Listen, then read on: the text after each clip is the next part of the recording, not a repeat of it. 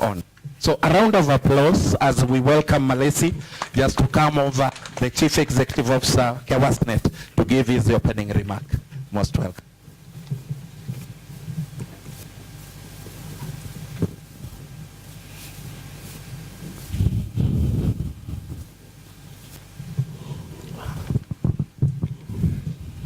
That is a true reflection of the civil society contribution within the sector, but also a reflection on the manner in which performance in this contribution can be improved by civil society organizations.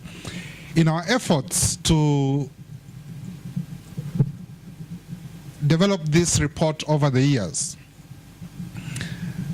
we have relied to a great extent to the inputs that we have received from our partners, but also tried to inject continuously a spirit of performance improvement through what you will hear in the report, the tool we refer to as the Integrity, Quality and Compliance tool.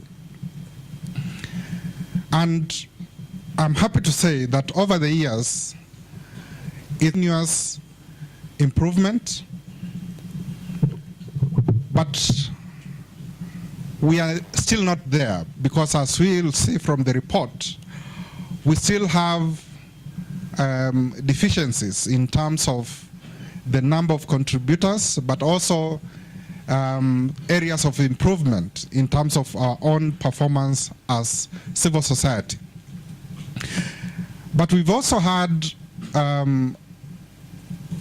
useful contributions from social enterprises, and I'm very happy to see that in the room we have representatives of some of the contributors from social enterprises, and this remains a critical gap within the sector contribution, because even as civil society, as KEWASNET reports and includes the social enterprise report, there is still a gap in terms of, one, the number of contributors, but two, also looking at really who should have the mandate of collecting and collecting the contributions by social enterprises, but also looking at what are the standards, because so even when we look at the IQC tool, this morning I will really seek not to be very wordy in my remarks, and this is largely because the keynote speakers that we have invited are already in what the keynote speakers will be addressing, and the key elements that are coming out of this 9th edition of The Voice. So I will not speak too much to that, except to say this, that as we continue in developing The Voice, we look at the three main elements or the intent of having this report. One, to look at the contribution of civil society and social enterprises within the sector.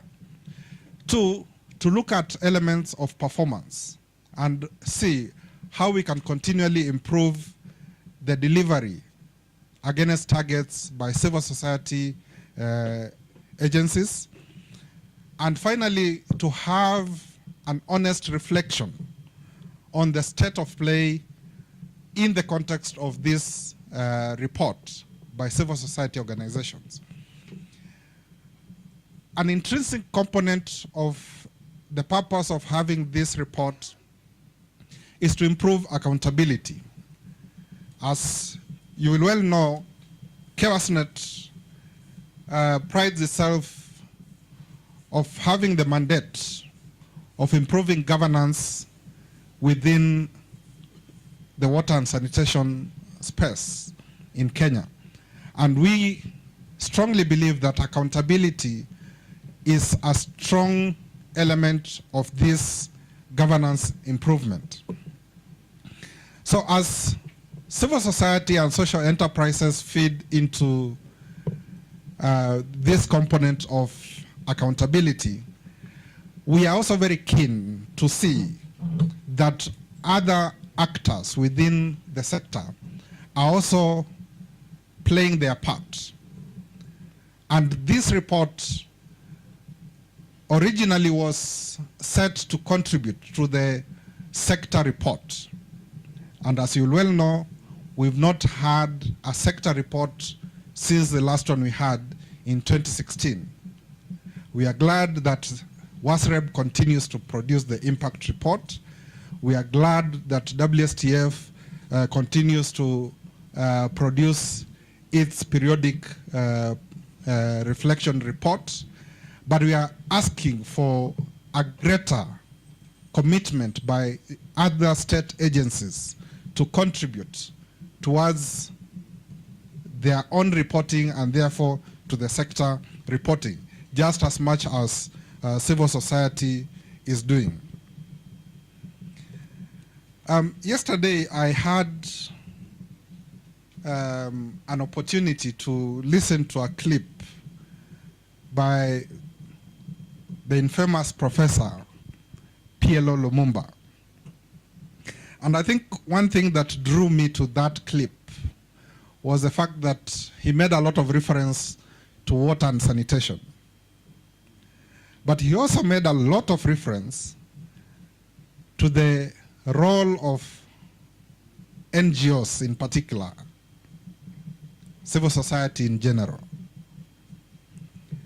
And he basically castigated civil society organizations for being, for lack of a better word, cartels.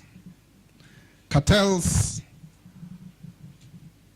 who thrive in the problem and who do not seek to resolve the problem because it will put them out of business. I would want us to reflect on that even as we look at this report, on whether civil society organizations are part of the problem or... But the good professor did not end there. He also spoke to a great degree on why this purported cartel exists. And he alluded to the fact that it exists because government is failing in dealing with the problem. And therefore that NGOs come in because of a deficiency in the performance of government.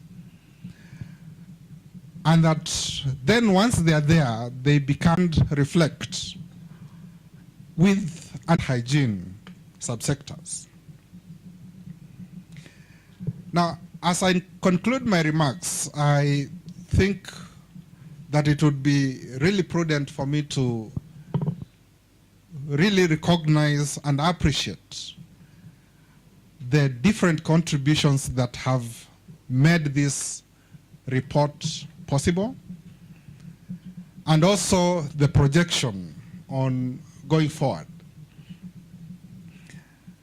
I particularly want to appreciate the enormous contribution by the Embassy of Sweden in Kenya, which for many years now has been the key supporter in enabling CHAOSNet to develop the voice, including the current report that we are launching. I want to recognize from our partnership with WWF Kenya through the C2T program, but also very key has been the contributions by each contributor to this report. And I think it is worthy to mention that it is not just members of CHAOSNet that report. I've already talked about the social enterprises, but I also want to say that as we receive reports from our members, we also receive reports from civil society organizations who are not yet members of the network. And it is really important in making the whole of this report. Our staff, definitely, there has been key inputs in making this report complete. And of course, Oshena, who has done the work, I think, over the last 3 years or so to produce the report. So thank you very much for all your contributions. Now, before I sit down, I would just want to make special recognition of our guests who are here, and some of whom will speak. Dr. Julius Itunga, the CEO WASREB, is here with us, and he will give his remarks shortly. Mr. Anthony Ambugo, the CEO, the Water Service Providers Association. Thank you very much for your presence. Sareen Malik, the Executive Director, the Africa Civil Society Network on Water and Sanitation. Asante sana. I think Annabelle has already introduced herself. Florence Sevio, I saw her walking in. Karibu sana. She will also speak. And we are proud to be associated with the SDG Forum.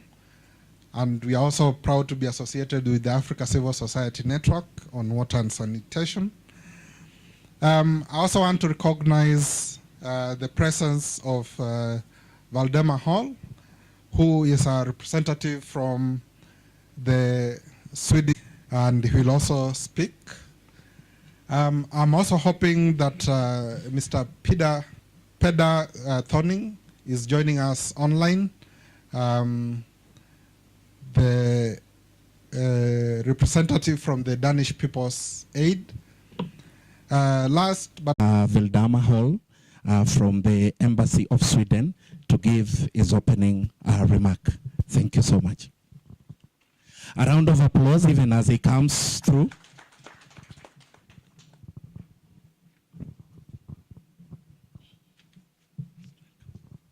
Thank you very much. Hello and good morning to you all again. My name is Valdemar Holmgren. It's a big name. It's a bit difficult, but Valdemar is good. I'm representing the Swedish Embassy here today.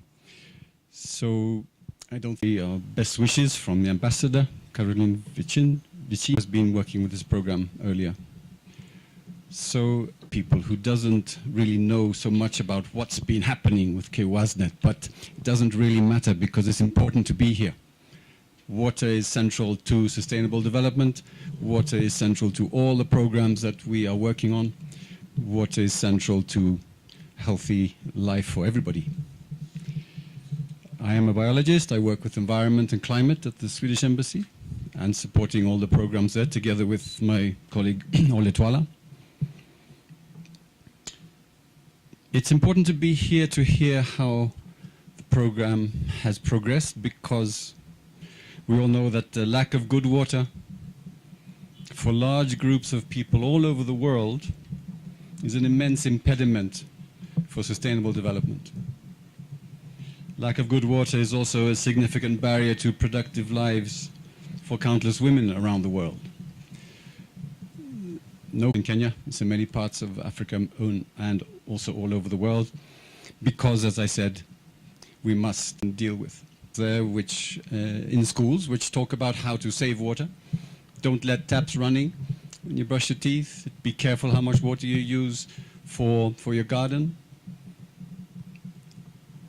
Things like this should be part of every person's life, whether living in a comfortable home or out in the rural areas. I'll not spend much more time on this commentary now, because I think it's more important we get on to hear the keynote addresses.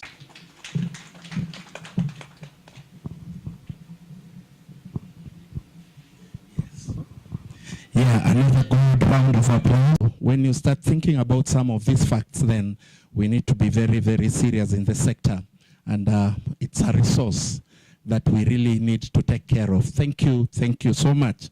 And so we are still working on the technical bit, so that we'll also have our people online addressing us. And as we do that, allow me to welcome Sareen Malik, Executive Director, anew, to be able to make her remarks. Thank you so much. Give her a round of applause again, even as she comes over to make her remarks. Welcome.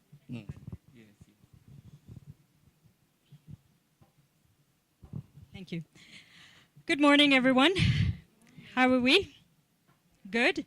So yes, as introduced, my name is Sareen Malik, the Executive Secretary for the African Civil Society Network on Water and Sanitation. Yes, a mouthful, anew, and the Vice Chair of the Sanitation and Water for All Partnership. There was no way that I was going to miss my brother's launch of the CSO Sector Performance Report. And as he rightly introduced it, yes, the question is being asked, why do we exist? Why do we need civil society organizations? And more, why should we fund you? The answer, I think, is brought about initiatives such as the Civil Society Sector Performance Report. Why?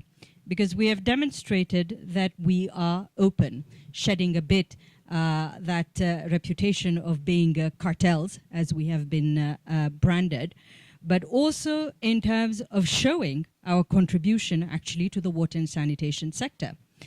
The first time this report came out, I think in 2015, it showed that civil society had a contribution of nearly, I think it was 25% of the annual wash expenditure and budget in Kenya.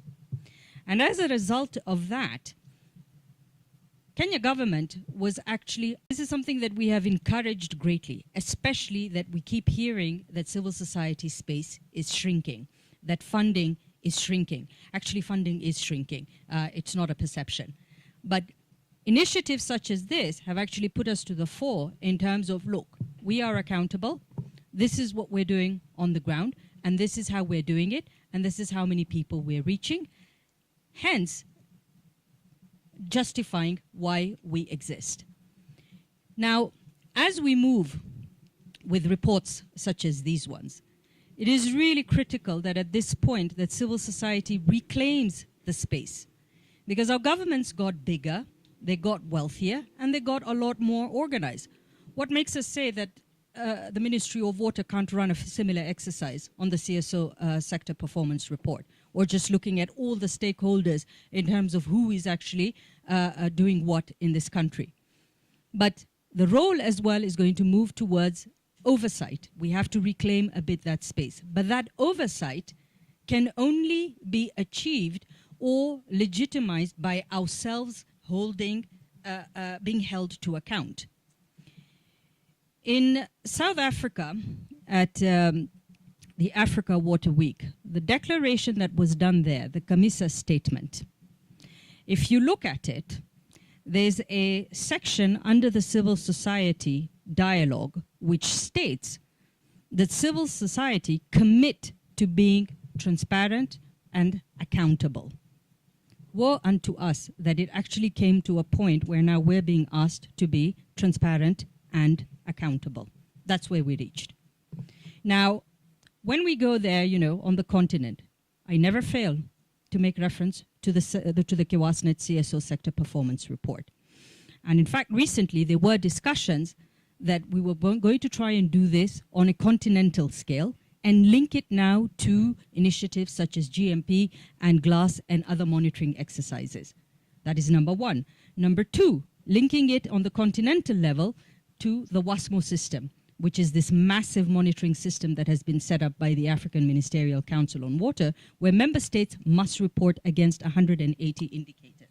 So there were discussions that actually civil society would probably have to or support the monitoring exercise or to a certain extent contribute as well to this discussion. Now, the perpetuity of the problem or staying in the problem. I had the privilege of doing the opening of the Stockholm World Water Week last week in the ceremony. And I was asked to do the call to action at that point. And my message was, we talked about innovation, data, governance, and fun stuff. But my message was to the entire constituency that we are in a day and age where space travel has become a fast-moving consumable good. Isn't it? Didn't India just launch something recently? Bezos and Musk busy sending people up into space. And artificial intelligence is now writing our proposals. How many of you have used Chat GPT to write your proposals? Yeah, I can see some smiles over here. And I said, in this day and age, and women are still fetching water. We still have women fetching water like donkeys, isn't it? Then we still have issues with sanitation. I told them this is unacceptable. And I know that our representative from the embassy has just mentioned the issue of women.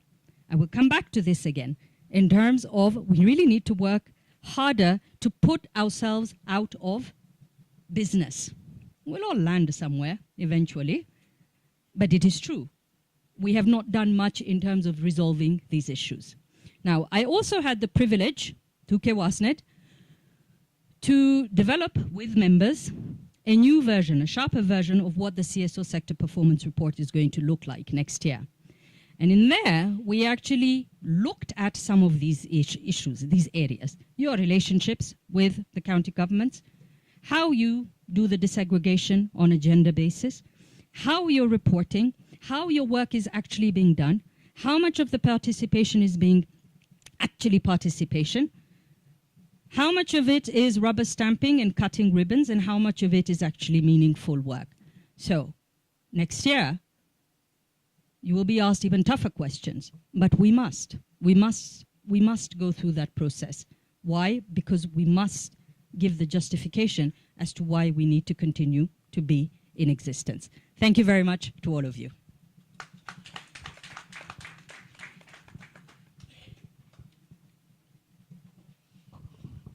Yeah, thank you so much. So in this, as you all know, WASREP plays a key role in the attainment of this vision by creating an enabling environment for water services provision. Water services we use it to refer to both water and sanitation, but we are now changing so that we don't lose that component of sanitation going forward. So our document going forward will be our vision for the sector. That the sector that we regulate, and I know Kewasnet and all the other players have supported us so much in coming up with a framework that would support the sector to improve in terms of governance and efficiency. And we are convinced the moment we get it right, particularly in governance space, then everything will fit as, envisaged by everyone. And this, of course, cannot be realized without the citizen voice. We can't be able to achieve the governance standards that we envisage, the efficiencies that we envisage without the citizen's voice. And that is why in WASREP, in whatever we do, in all the decisions that we take, we always involve the public. We always invite the citizens to come and give us their views, be it licensing of water companies, be it tariff reviews, be it any other major decisions that we make for the sector. We encourage and we make sure that the citizen voice is incorporated in it. And to this extent, we really want to appreciate all the civil societies in this country for the support that they have given us in that. And we appeal that you continue to support us so that we can really be able to push this sector forward and make sure that there is accountability and that everybody in our respective positions, be we state actors or non-state actors, we provide what that is required by the citizens, because we are there for the citizens, not for any other reason. And really we can't emphasize the role that the civil society plays in this country, and more so in the water and sanitation space. You have done a lot, and we want to confirm that you are not cartels. You are serious players. And through the voice, I'm sure if there are cartels anywhere, the cartels will freeze, melt, and disappear. And the voice of the citizens will be heard and will prevail at the end of the day. And therefore, we want to encourage you to continue, making that noise even louder, but of course, in a responsible manner. And I want to confirm, particularly in the water sector, the civil society, the civil organizations, civil society organizations we've been dealing with, and that we continue to deal with, are very, very responsible. USAID, I know we have programs with you. We've never disagreed over anything. QASNet, you have a long history with us. WhatsApp, a long history with us. And we really don't take you for granted. And all the others. And everybody has us. There is space for each and every one of us. So long as we know what is it that really we need to do, then we would be able to achieve our aspirations together. And when we work as a team, as they always say, the one team stands for together, everyone achieves more. Everybody would be a winner at the end of the day. By me failing, it doesn't make you succeed. But if we all succeed, we won't be succeeding in a bigger way. So the concept of synergy, the 1 + 1 is always greater than 2, would always, be beneficial if we continue working together, the state and the civil society. So WASREP has, in the strategic plan 2023-2027, particularly focused on citizen participation as a key objective in the plan. And I really appreciate the input that we got from you during our stakeholder workshop on our strategic plan for the coming period. And we shall therefore be working very, very closely in terms of strengthening public accountability in the water subsector. And really we need not overemphasize the importance of public accountability. It increases transparency and trust. It improves water services or water quality and all the many, many benefits that accrue from public accountability, effective use of resources, performance improvement, responsive governance, compliance with legal and regulatory requirements, and in the long run or in the long term, sustainability. Because all we are looking for is sustainability at the end of the day. We are not happy today, and tomorrow we are crying or the generations to come are crying.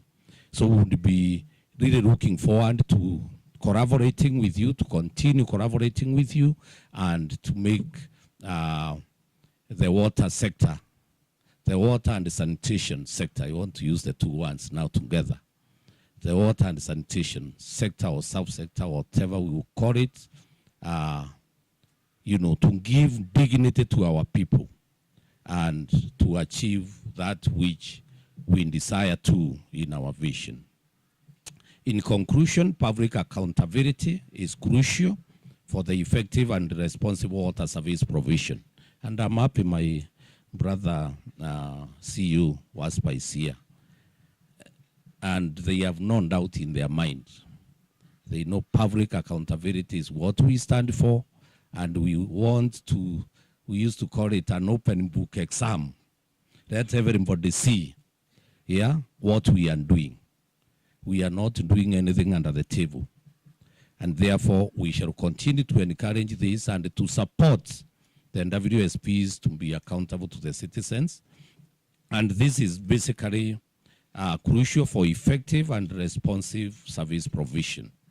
It creates a system in which water services, water and sanitation services are managed transparently, equitably, and sustainably, ensuring that the basic human right to clean water and sanitation is upheld for all the citizens.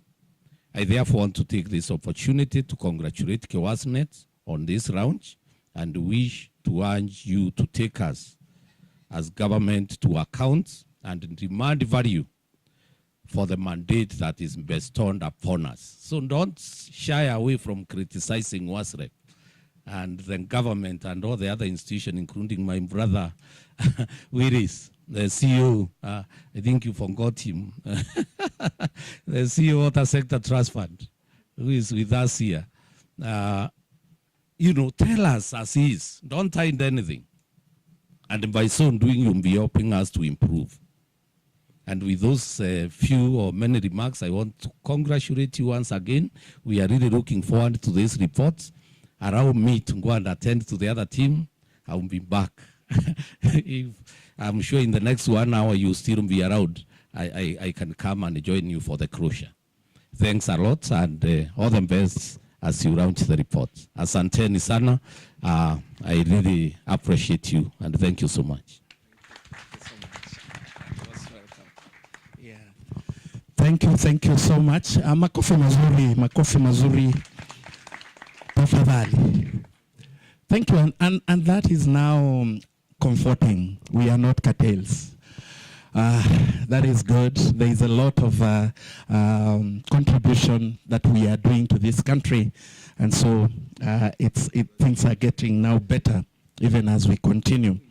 Yeah, I really wanted WASPA to come before the CEO, but then now the CEO, because he had to go, WASPA now will come after the CEO. It could have been so good the other way around. Otherwise, allow me now to welcome Anthony Mbugo, the CEO of WASPA, with a round of applause, please. Let's keep our questions, write our questions. We'll have a moment just for them to respond to our questions. Thank you so much. Thank you, the program director, Bwana Lube. The CEO KEWASNET, allow me to adopt all the protocols that have been cited. I know the list is long. Allow me also to take the liberty to reintroduce myself. My name is Anthony Mbugo, the Chief Executive Officer excuse me, of Water and Sanitation Providers Association of Kenya. I'll continue to insist that we are no longer Water Services Providers Association. We were formed that way in 2002. But last year, we transited from being Water Services Providers Association to Water and Sanitation Providers Association. We retained the acronym WASPA. It didn't change because it's already our trade name. And I think the CEO, Wasreb, has touched on that. How many remember Mama Safi? How many remember? Let me see by the show of hands. Annabelle, let me request you to tell us who Mama Safi is, if we have to jog our memory. Let's see.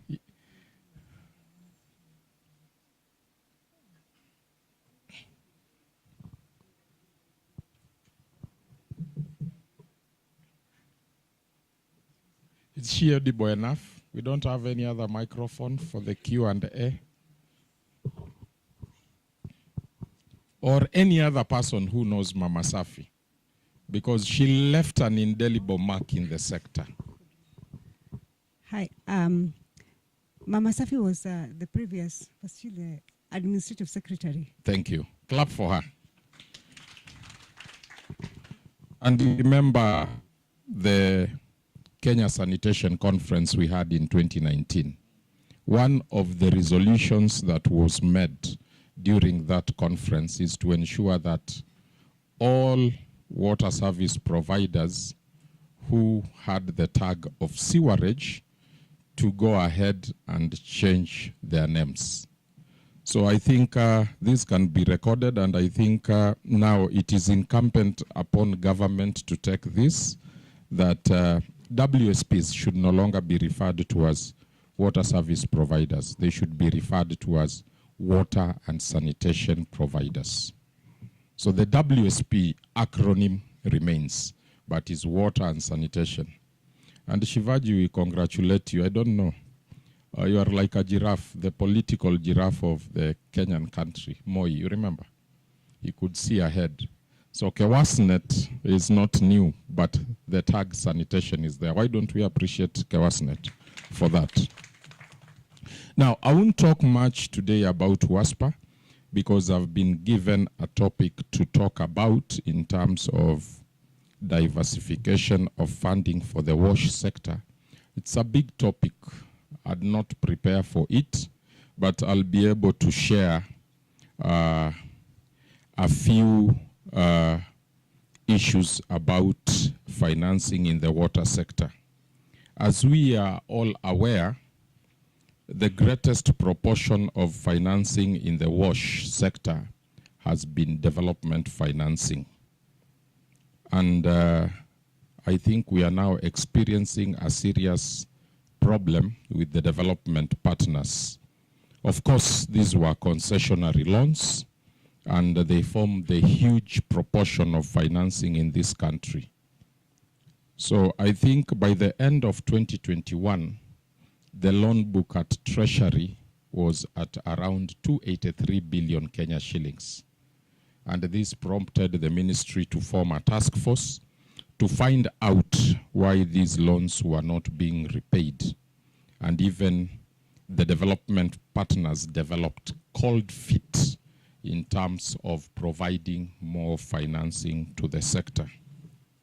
Of course, we know our needs from the National Water Master Plan. I'm not sure if sanitation was included by that time, because sanitation had been left behind. And that is why I think now we are giving a lot of traction to water and also sanitation. And if you look at the ministry, they have already developed the National Sanitation Management Policy, which is a draft, and we expect that it will be approved soon. So that stood at around 1.6 trillion for us to ensure that there is safe coverage in terms of water and sanitation. I want to presuppose. But if you look at the investment from the government, it was leaving a huge budgetary deficit of around 100 billion annually. And now that the shilling has depreciated, we have had a severe beating of the Kenyan shilling. Then it means this amount is even more. We will require more financing And remember, we only have less than 7 years to ensure that we achieve already what we have subscribed under Sustainable Development Goal number 6. And again, as we are aware, when we transited and became a middle-income economy, because there were components of grant in this development financing, then you realize that most of this financing is not now even available in this country.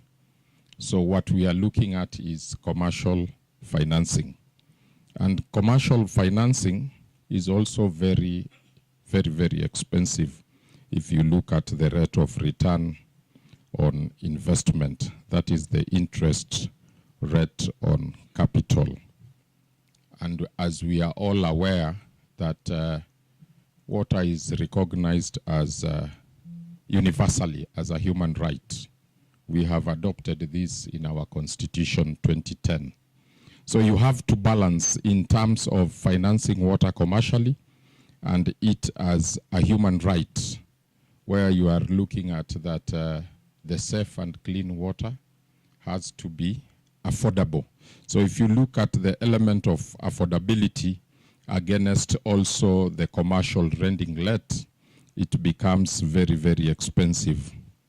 I know there have been programs under Water Sector Trust Fund, the AOD, which has had component of subsidies, but we are now encouraging that the government should also adopt blended financing, because if you look in the market, we have a lot of institutions offering commercial financing, but the government has to come in to ensure that through blended financing, we have a fair market rate of return on investment.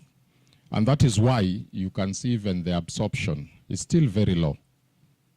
I know NBK launched a program with Aqua for All with over 5 billion. But if you go and ask their loan book, you will find that even 30% of that money 3 years ago, it has not been taken by the utilities and the other people that require it. Because if you look at your balance sheet as a utility or as a service provider, you realize that it's very expensive. You can only borrow little. But if the government of less than 24 months, if you are to finance this through the public investment, then that time is not even sufficient for procurement. And again, people may raise issues to the Public Procurement Regulatory Authority, so that you find that the procurement just within the public sector may take for such projects even 4 to 5 years before you start. But here, because the balance sheet of government is squeezed, I think it is important for us to look at off-balance sheet financing solutions where the private sector has the resources, it has the technology, it has the requisite human resource in terms of recruitment of the right people. It does not take a long process, and also they can easily access the financing. Then the other thing here that is important is the issue of maybe risk sharing. You find that the risk here is likely entirely to be transferred to the private sector. I don't know how the arrangement is done with the expressway. I thought it was still in the private hands, but it was destroyed within 48 hours. It had been repaired by government. So I don't know what the arrangement is there. But normally in the issue of risk transfer, the private partnerships would take care of the infrastructure. And this is important in water and sanitation, because we have seen also a lot of vandalism in the sector. You have new infrastructure in water and sanitation, but people don't care about it. But if the private sector has its hands, then you realize that the risk is either shared or also transferred, and it will be protected. This has been successful also in countries like Israel. Israel are now abstracting their water from the Mediterranean Sea, and they are using the public-private partnerships, that is build, operate, and transfer. So the major three water treatment plants are on BOT. The government has not invested financing there. It's from the private sector, but that water is now sold to a national institution, Mekarot.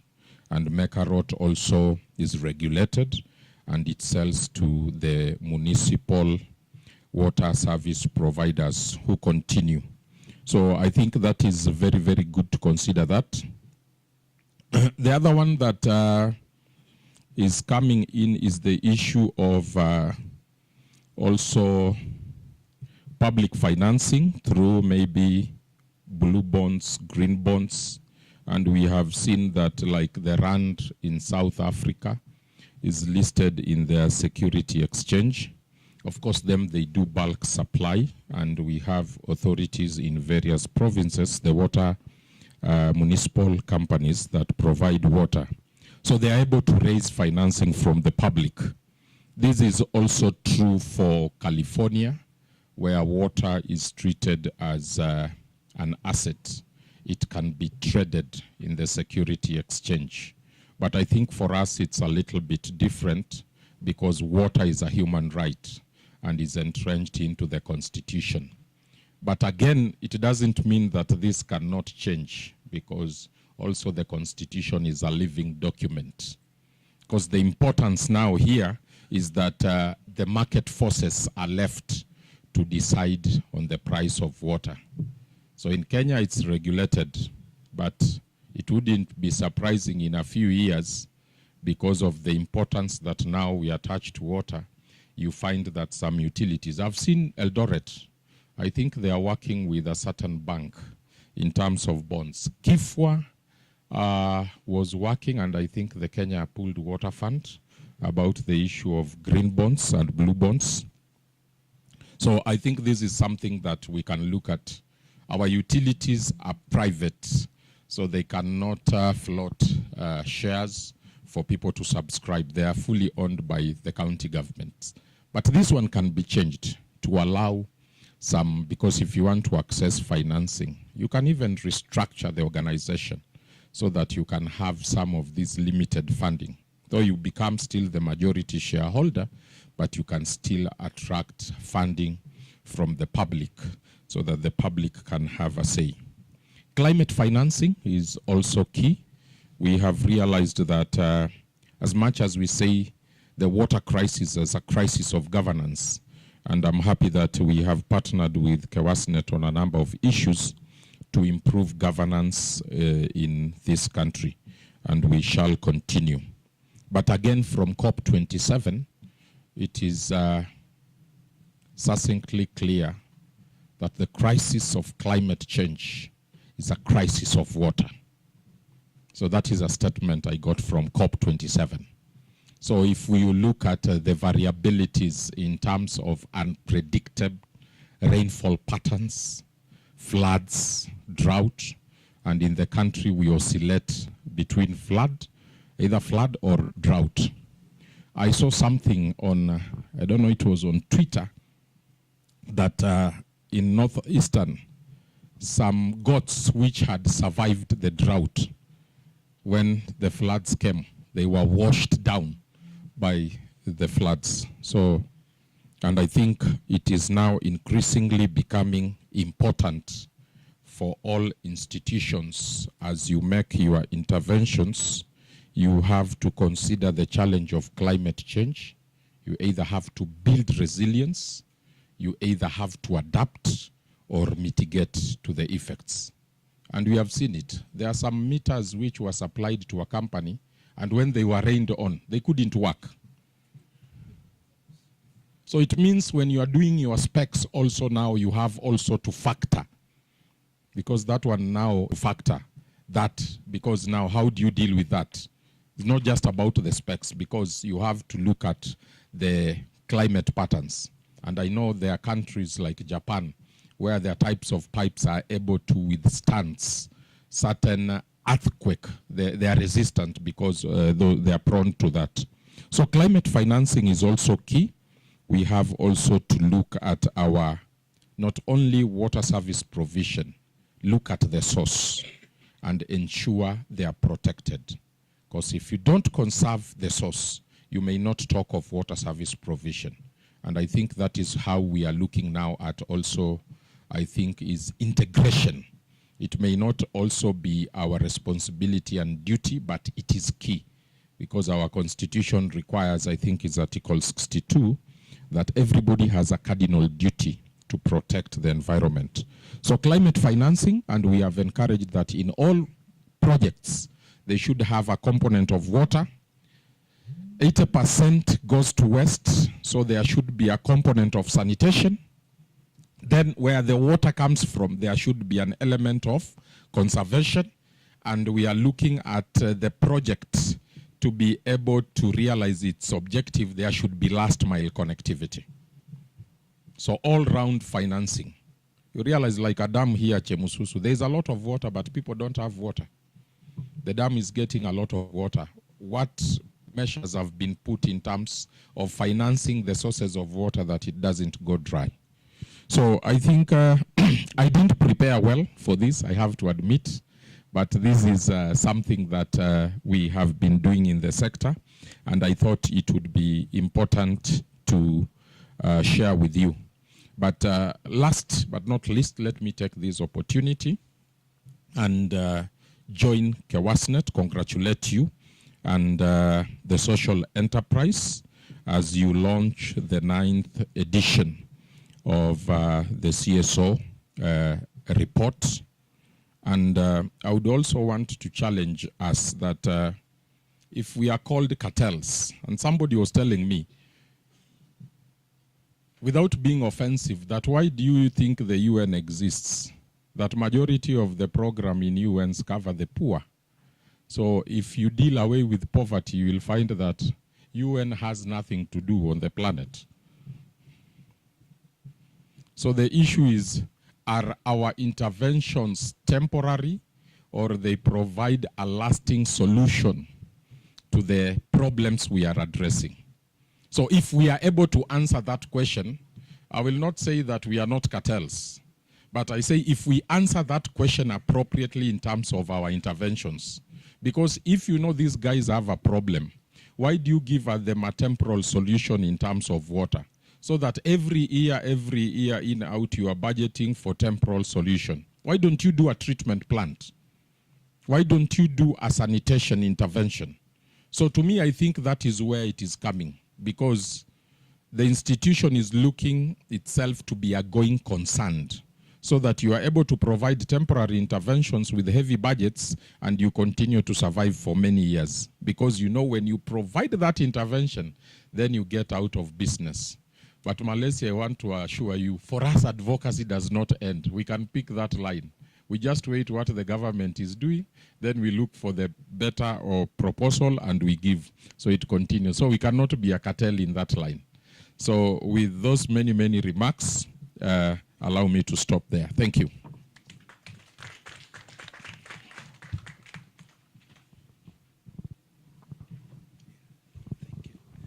Yeah, thank you so much, Bwana Anthony. And yeah, it gives us a lot of comfort just to hear that now sanitation is part of the main name that we are giving it. You know, we've been speaking of wash, but sanitation has been left out. And many times, I remember one MP was sleeping in the house, and when he just woke up, I think there was also a different topic going on. He just shouted, "What about Migori?"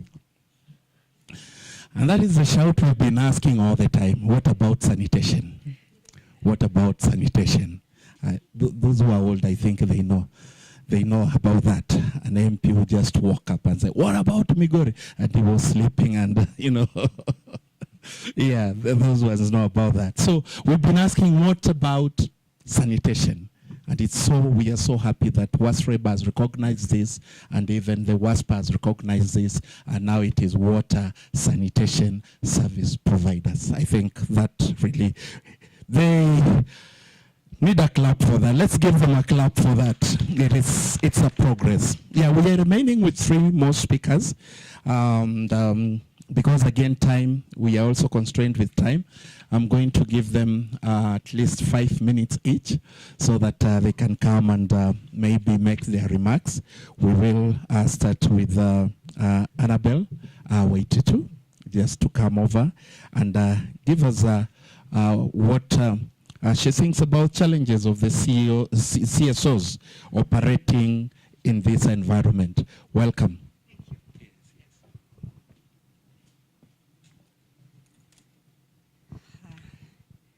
Good morning, everyone. You can hear me. It sounds like I'm listening to myself, but yeah, nice. Thank you, Shivaji and your team for inviting us to this very important meeting. All protocols observed. I'll be talking a little bit just about the civil society and the challenges that we have had over the years. Okay. And I just want to begin by saying that one of the cornerstones of a free and democratic society is a vibrant civil society. And in Kenya, for many years, we have enjoyed a vibrant civil society. And this civil society in Kenya, we can say that it has also been a cornerstone to a healthy and sustainable environment. For quite some time, we have enjoyed a good and a healthy environment because the civil society has advocated and has worked so hard. But the question that we always want to ask ourselves is, who is the civil society? And because it is quite broad, majority of us limit the term civil society to NGOs because we are NGOs. And for a long time, I thought we were the only civil society until then some years later. So this tendency of limiting it to organized groups or just maybe NGOs, I think is also what has caused us quite a number of the challenges that, like Shivaji has mentioned, when someone says that we are cartels. And that is because we are such a large group of institutions and organizations that are lumped under the civil society. And they include the faith-based institutions, the NGOs, the CBOs, trade unions, and even now the social enterprises, which is, I think, the newest kid in the block. And the list can be endless. And this then explains why sometimes we have the challenge of, people not understanding who the civil society is. But who do we say we are ourselves, the civil society? Sometimes I think when I'm talking about the civil society, I want to talk more and emphasize based on the work that we have done. And we have been the watchdog. I think we have actually been monitoring a lot of international, national commitments and the policies that have been made. And I think because of that, then we have been putting the government really on its toes to make sure that they can fulfill their commitment that is made at the international level. We have done a lot of work in advocacy, and I think this is why we are being told that let's continue advocating for good services. I think it is us as a civil society who have made sure that especially the underserved areas or the unserved areas have gotten services. We've done a lot of work in terms of just driving the social change within the environments and within the areas where we are working, particularly in the WASH area. I think one thing that I would actually want to say is to remember the work that has been done by the civil society, especially advocating for the protection and the preservation of our, water resources. And if you think about the work that was done by Wangari Maathai and many other NGOs that work together with her to protect the Karura forest, I think it is one of the key indicators of the work that has actually been done. The wetlands, at one point, I remember the wetlands in this country were in trouble. There was a lot of draining of wetlands, a lot of, the forests being also given out as farmlands. So there was a lot of work that was done by the civil society just to make sure that our water towers remained intact. And the battles that the civil society went through just to make sure that they're engaging with the government, they're engaging diplomatically just to make sure that there is protection of those resources is why I was saying that we cannot have sustainable environment, and we cannot have a healthy environment without the civil society, because most of these resources today would actually be gone were it not the work that was done by the civil society. When it comes to sanitation, I just remember that there's a lot of work that has been done by the civil society, because as you all know, it is not until recently that the government adopted sanitation. And this is, I think, why we are applauding the work, what is being said here, that now the government is actually looking at the aspects of sanitation and incorporating and mainstreaming it into their programs and policies so that they can begin to give a sanitation. But for so many years, it is the civil society that provided toilets. It is the civil society that provided money and resources to be able to construct sanitation facilities for many of our communities across this nation. And we have educated the civil society on efficient use of water. Like when there was no water, I still remember the adverts where we were even putting 1 liter of bottle in the toilet cistern so that you can save at least 1 liter. And that was a campaign that went for a long time, saying that you can save one liter of water for someone who does not have water.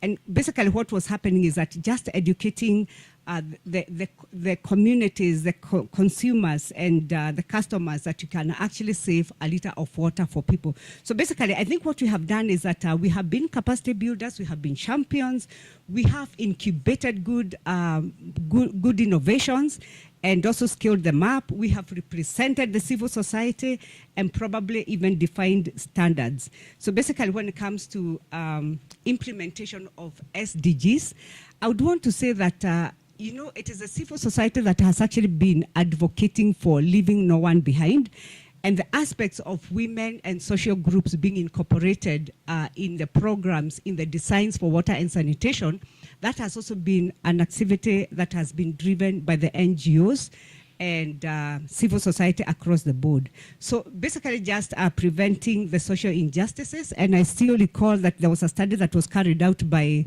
Kewasnet some times ago that was looking at the aspects of social injustices and sexual harassment when you're looking for water for domestic use. And I think that just tells us that we also play another key role, servicing some of the social injustices and bringing them into the fore so that they can also be incorporated and integrated into the policies and into our programs so that they can be addressed. But just want to say that there has been a changing environment, and I think everybody can attest to the fact that over the years, the voice of the civil society has slowly been shrinking.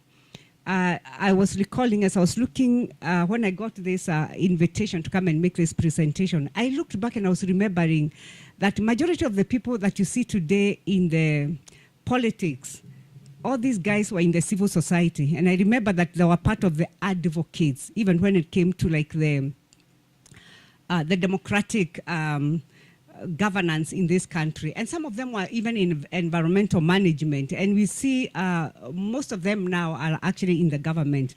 So, but what has happened over the years is that there has been quite a number of challenges, and it all began not actually just here in this country, but I still recall that some years ago in an international meeting, I think what we have seen is that,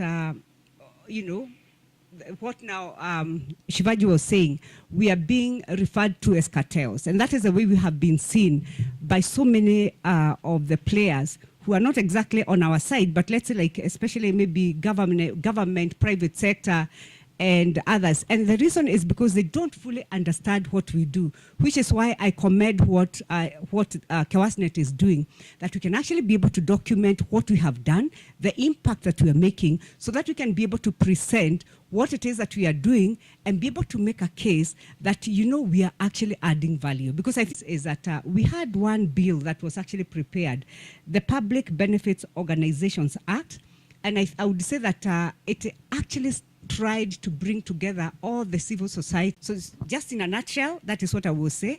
But congratulations, Kewasnet, that irrespective of all this, we have seen you survive, we have seen you standing together, and basically we can be able to say that because of Kewasnet, we all, the civil society, can come together, especially those that are working on water, and be able to actually say that we are making an impact because we can see a documentation that consolidates our contribution in this arena. Thank you.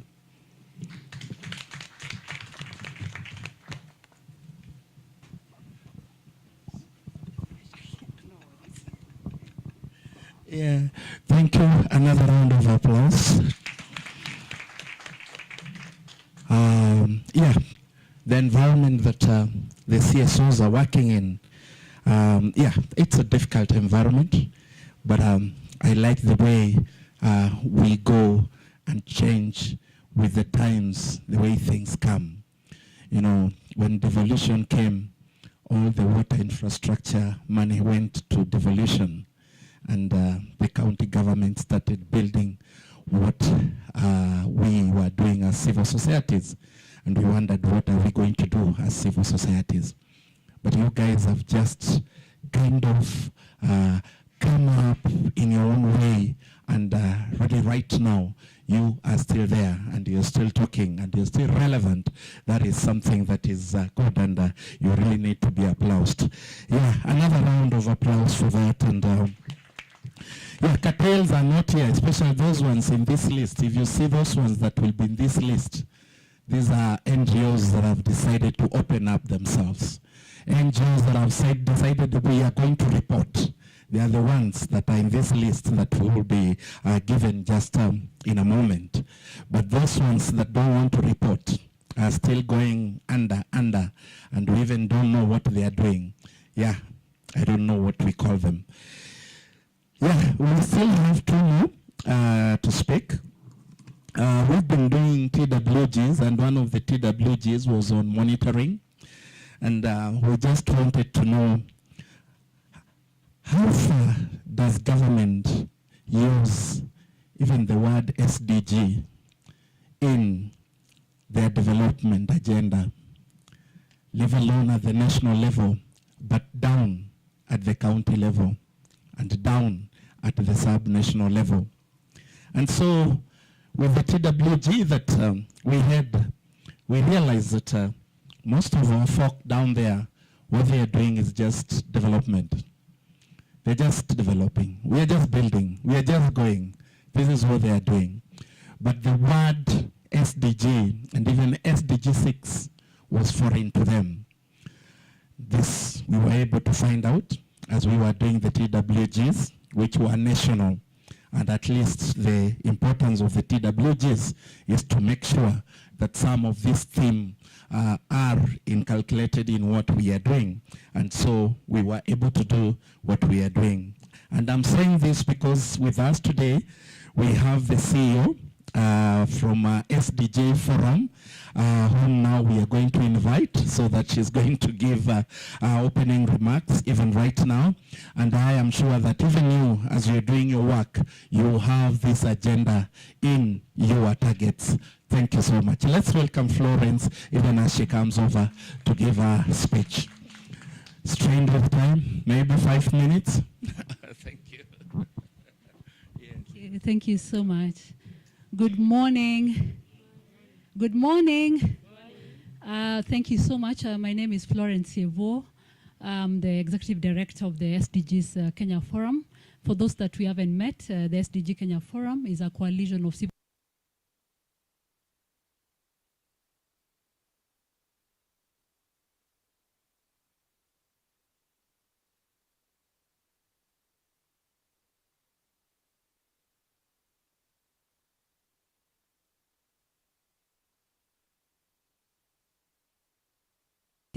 and I can tell you without a doubt that SDG 6 has been very, very vibrant within the SDG Forum. We've done voluntary national reviews, the SDG reporting that the government of Kenya leads the State Department of Planning and KEWASNET has always convened SDG 6 members to ensure that you do not miss out on the Kenyan voluntary national reviews. And for that, for me, I'm very, very glad to be here and also to meet the stakeholders in this sector. I haven't really interacted with most of you, and so it's a really, really great pleasure that I could be invited here and to meet and to listen into the previous speakers who have really spoken well, and I've learned a lot. You can imagine the 17 goals, and tomorrow I'm in energy, another day I'm in issues of poverty. And so it's very great to always listen in and to learn what partners are doing across the sector. And so why this is also very important is when I talked about the voluntary national reviews, Kenya reported in 2017, 2020, and we are preparing to report in 2024. And so this launch and the report is coming at a very, very critical time, just ahead of the 2024 voluntary national reviews. And we hope that all of you who are calling yourself civil society organizations, when Malesi and his team calls you to come together and put in an SDG 6 submission, that you'll be very, very actively involved and that you'll ensure that your work is well highlighted within the Kenya's voluntary national report on SDGs. So thank you very much. And I've been invited here to speak about the importance of aligning SDG 6 to the Sustainable Development Goals. And so I'd start by saying it's a great pleasure to gather here. Of course, we recognize that access to clean water, proper sanitation, hygiene practices is not just a basic necessity, but a fundamental human right. And I know a lot of speakers have really emphasized. And for me, it's just to say that think about it. Without water, can we survive in this world? Has it dawned on you that water is one of the critical things? Or it is a critical thing, yeah? And so you need to understand that your sector is one sector that we cannot do without as a world. And so the issues of human rights, it's a foundation upon which we build healthier communities, stronger economies, and sustainable futures for all. And that's why I'm here to make a case why SDG 6 cuts across the 17 goals. For your information, for those that maybe haven't looked into this, every SDG, you can make a case for SDG 6. And so it's important for you, as you continue with your work, to link SDG 6 to the various SDGs. The SDGs were set forth by the United Nations in 2015, and it provides to all of us a roadmap towards a world that is equitable, just, and that needs to be thriving for all of us. In this roadmap, SDG 6 shines brightly, as I just said. Clean water and sanitation, this goal speaks to the heart of WASH, serving as a reminder that the provision of safe and accessible water and sanitation is not just an isolated objective, but a cross-cutting imperative that impacts health, education, gender equality, and all the other 17 goals. And so it's important for us within the water and sanitation sector to continuously showcase why SDG 6 is a very, very critical goal for us as the citizen of this planet. Moving on, we need to align our WASH efforts with the SDGs. We are not simply ticking off a checklist of targets, because I'm sure you've all looked at the SDG targets, the indicators under SDG 6. We're embarking on a journey of transformation. Let us consider a few points within this alignment. And so I want to quickly take you through maybe some of these particular goals that directly align to SDG 6, because I believe it's very, very critical for us as stakeholders to continuously make these linkages. As, on SDG 6, there's the universal access to clean water and sanitation, improved clean water and sanitation, sorry. This goes beyond mere infrastructure. It's about ensuring that every individual, regardless of their background and location, has dignity to access clean water and infrastructure. We talk about a nexus between WASH and SDG 3. For example, good health and well-being. This is one of the very, very critical goals that directly relates to issues of water and sanitation, SDG 3. And so we cannot overemphasize how important this particular goal is. Basic hygiene practices prevent the spread of diseases and save countless lives, as you all know. And so by aligning WASH initiatives with this goal, we become guardians of public health and champions of a healthier world. And so it's important to continuously showcase how issues of health, and we all need to be healthy as individuals, and how SDG 6 directly links to SDG 3. Moving on, SDG 2, which aims to end hunger, achieve food security, and improve nutrition, and promote sustainable agriculture. All these issues are related to water. You cannot achieve sustainable agricultural practices without water. You cannot achieve nutrition without access to water. And so it's important for us to showcase that for us to be healthy, for us to be all fed, water, the conversation about water is very critical. As we move on, the SDGs on climate and, climate goals, SDG 13 on climate change. We have 14 on issues of underwater, and also 15 on life on land. All these particular goals, if you think about climate change is being experienced through the changes in the water cycle. And so we need to continuously find ways of mitigating this, and to ensure that we can have sustainable consumption of water, but also for us to safeguard the water that we already have within our different sectors. And so it's important to ensure that there's a common understanding. We don't just work as a siloed sector. We don't work like an SDG 6, or we're not just saying we are only working on water and sanitation and not giving how this relates to other sectors. One thing that also I wanted to showcase in this particular meeting, and one of the previous speakers spoke about, is the issue of gender equality, SDG 5, that speaks about empowering women and girls. We know that women and girls, especially those living in poverty, affected by lack of water and sanitation services. Inadequate sanitation and hygiene put women's health and survival the survival during pregnancy and childbirth at a very high risk. And so for us to continuously ensure that our populations we can have healthy, women, but also when people are, during pregnancy and childbirth, for us to save lives, we have to ensure that access to water and sanitation is something that is very, very critical. Moving on, education and empowerment, that's SDG 4. Quality education, we know that schools without proper water and sanitation hinders the learning potential of our future generations. And so we need to be aligning WASH with education. We need to uplift young minds to pave the way for a bright future, ensuring that all schools can access safe, clean drinking water, and also issues of sanitation. The last SDG is on SDG 17, on partnerships. We know that WASH resonates very heavily, and for us to achieve SDG 6, we have to continuously showcase collaboration, not just only among ourselves as civil society organizations, but with development partners, with the government, with private sector, local communities, and so forth. And so it's important for us to continuously pave way for collaborations. And I like how this particular meeting is really showcasing the collaborations, not among civil society alone, but also with government. Maybe I also want us to look at private sector. How do we also bring private sector, because of the role they play in terms of development? And if you go to communities, a lot of these private sector organizations already have big bases, and we can also collaborate with them. And I know KEWASNET and the other partners have been doing that. And how do we showcase some of this?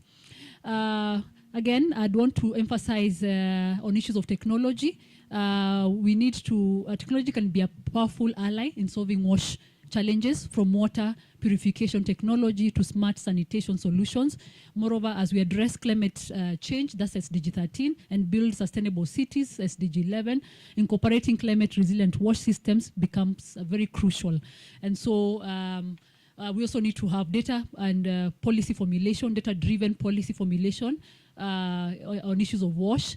It's important to ensure that decision-making, we can have targeted interventions, sustainable progress, to showcase our sustainable progress. And I like that today we are gathered here on this particular pillar on data and policy formulation, where KEWASNET is showcasing what is it that different civil society and how the sectors are doing in terms of issues of WASH. So, ladies and gentlemen, mainstreaming WASH with the SDG is more than an obligation. It's a collective commitment to the well-being of our planet and its inhabitants. It's about safeguarding our shared resources, fostering inclusive societies, and leaving a legacy of progress of future generations and leaving no one behind. I'm sure you've all heard about the principle of SDGs, that we don't leave anybody behind. And so when we talk about issues of WASH, I strongly believe that this is one sector that we need to showcase closely, that we are not leaving anybody behind.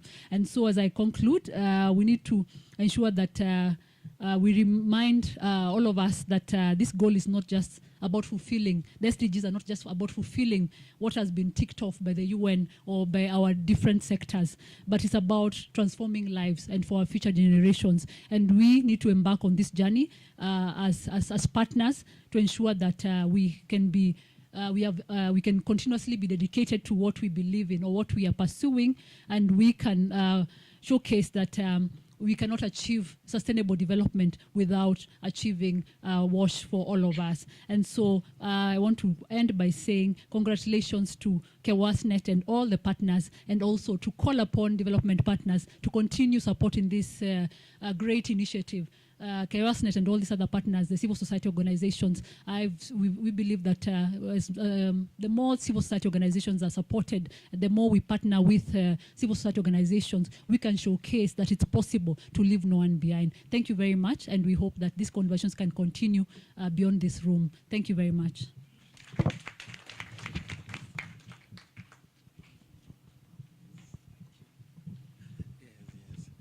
Yeah, thank you so much. And for sure, the conversation will continue beyond this room, especially on volunteering national reporting, the VNR.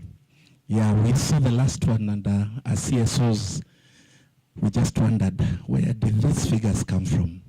So having been told 2024 is there, you will see us. We will be there. Thank you so much. My name is Patrick Alobe. The moderator for the day. I've been told a good moderator should introduce himself 6 times, so that is the 2nd time I'm introducing myself, remaining 4 to go. Otherwise, now I would like to welcome us for a cup of tea. I think there's a cup of tea, some health bread, and then after that, then we will be able to come back. We are still looking for a gadget that is going to help us even reach those people online, and so we will just go for a cup of tea. If we will not have gotten it, then we will just go straight to the presentation of the report. But if we'll have gotten it, then we will Pada will speak, and then after that we will welcome Joan to do this. So I would just like to welcome you for a cup of tea, and then after that, then and coffee for that matter, and then after that, then we can continue from there. We are giving ourselves 10 minutes for this. If 10 minutes will be over, just carry it and come with it on your tables, and we'll continue even as you are seated there. Otherwise, thank you, and thank you so much. Karibuni.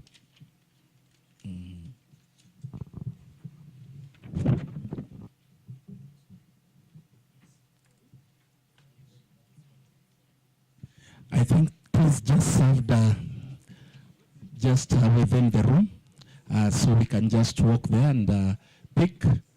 In 10 minutes, then we can just have a seat so that we can continue. Thank you.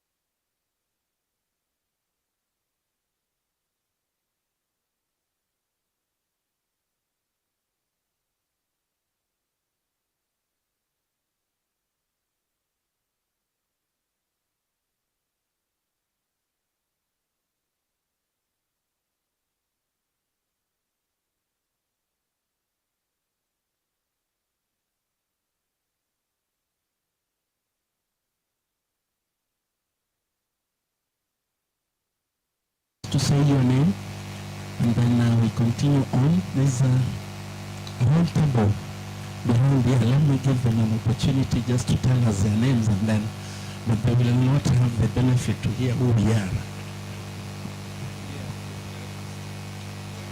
Good morning. I'm Faye from Water Resources Authority. Thank you.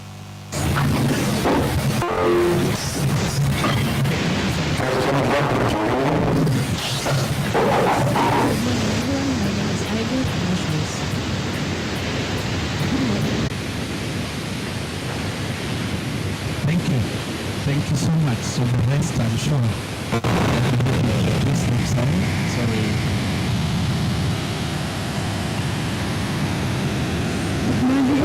My name is Sylvia Konzera from Olact, Kenya.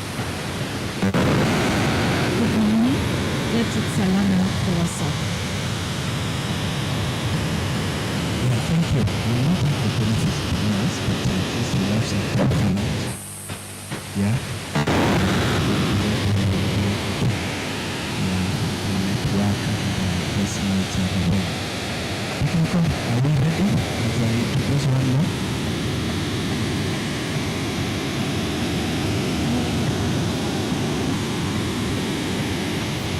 Thank you so much.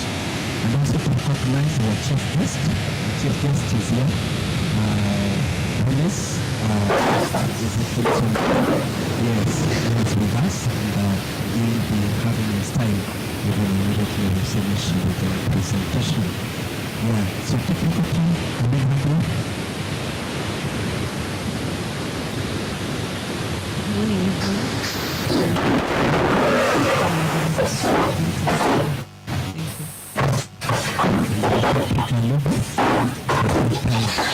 I'll be choosing myself. Thank you so much.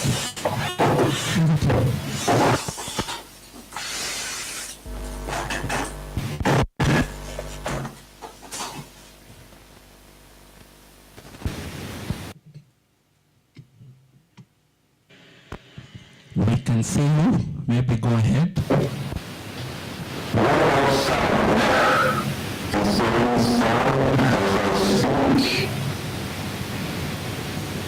We can hear you.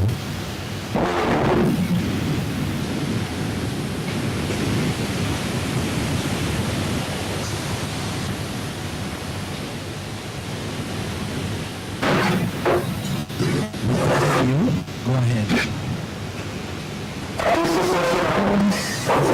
Yes.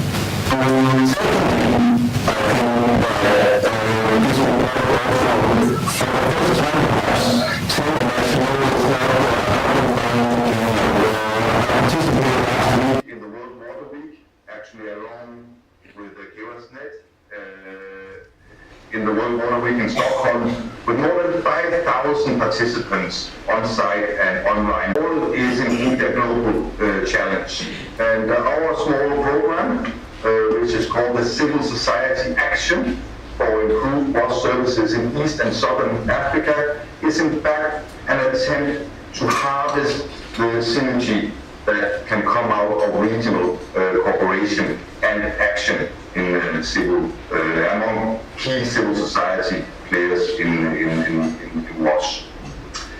So, congratulations once again. I would like to say that when Saree Malik was speaking earlier, I found that what she said about her role in the opening session in Stockholm was a little bit, she was being very modest. Because I can inform you that she in fact received perhaps the biggest applause from the center stage in Stockholm of the whole week. In front of this very large and very international audience, she stated that the days of seeing young women and girls carrying heavy jerry cans full of water should end. And the beginning of that end is now. And with that powerful statement, I just want to wish you a fruitful sessions. And now it was supposed to be opening remarks, but anyway, I will now wish you a fruitful afternoon, I suppose. So thank you very much, and greetings to everyone from Danish People's Aid. Thank you so much. Yeah, it is true. We are happy for Saree. Yeah, that was quite an elevated position. You know, it's an international conference, big conference, one of the biggest water conferences we have in the world. And she was there giving the opening. Give me a coffee. Come on. You need to know how to appreciate your own. Thank you so much. Yeah, I'm back. And introduction, and I realized I was coming to this as an introduction. It seems like I was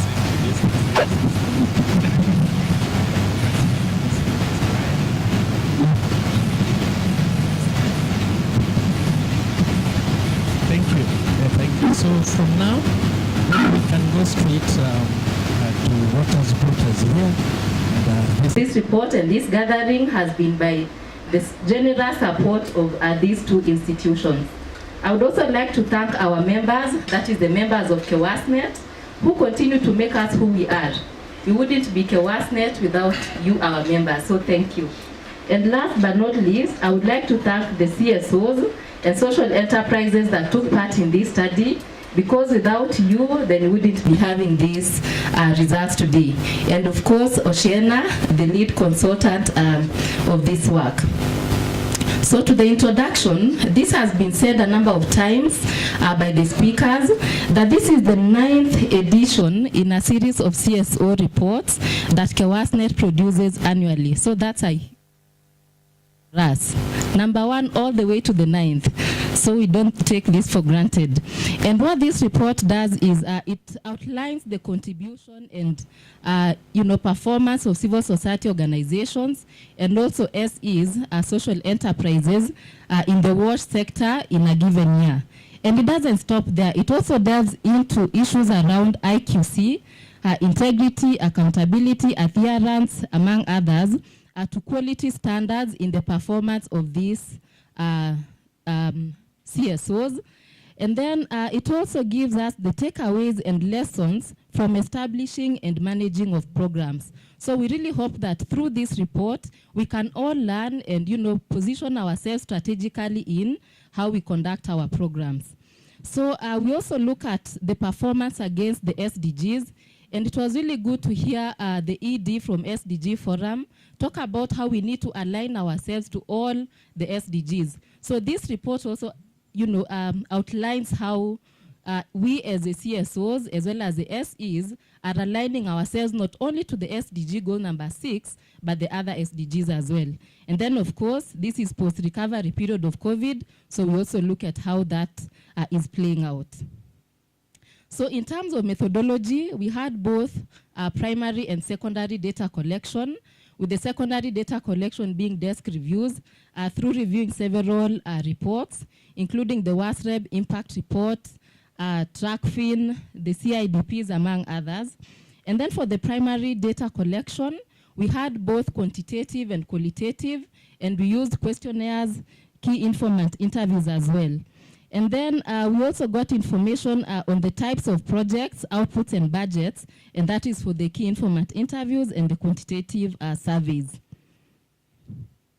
And then straight to the results. Let's start by looking at the profile of participating organizations. So first off, I would like to mention that we targeted 400 CSOs, 200 social enterprises, and 23 key informant interviews. But it's one thing to target and another to actually get response. And so the responses that we received out of the 400 CSOs was 152. So which really speaks to what our CEO said, that we are encouraging more civil society organizations to respond to these surveys so that we can get more information and, capture the accurate information on investments and performance of the CSOs. And so when I talk about 152 CSOs participating this year, it's a huge drop from what we had in the previous report, which was 205 CSOs that participated. And then for the social enterprises, out of the 200 that we targeted, 149 responded. And for the key informants, we had 10. So the pie in front of us is just presentation of the type of CSOs that participated. And the largest number was NGOs at 33% of the 152 CSOs that participated, followed closely by CBOs at 32%. And then, of course, we have the rest, INGOs, FBOs, social help, self-help groups, and also foundations, trusts, and societies. So in terms of investment, how much was invested based on this year's survey? So the 152 civil society organizations invested 8.6 billion in the year 2021-2022. And the graph that I have here is just to show us the changes of investment over the years, all the way from 2019 to 2022. So you'll see that in 2021-2022, the curve is now starting to rise. Because during the COVID times, the investments went down a bit. But now in the post-COVID times, we see the graph is now starting to have an upward trajectory. So this investment of 8.6 billion in 2021-2022 is a 19% increase from the 2020-2021 report, which was at 7.2 billion. So we see an increase by 1.4 billion Kenya shillings.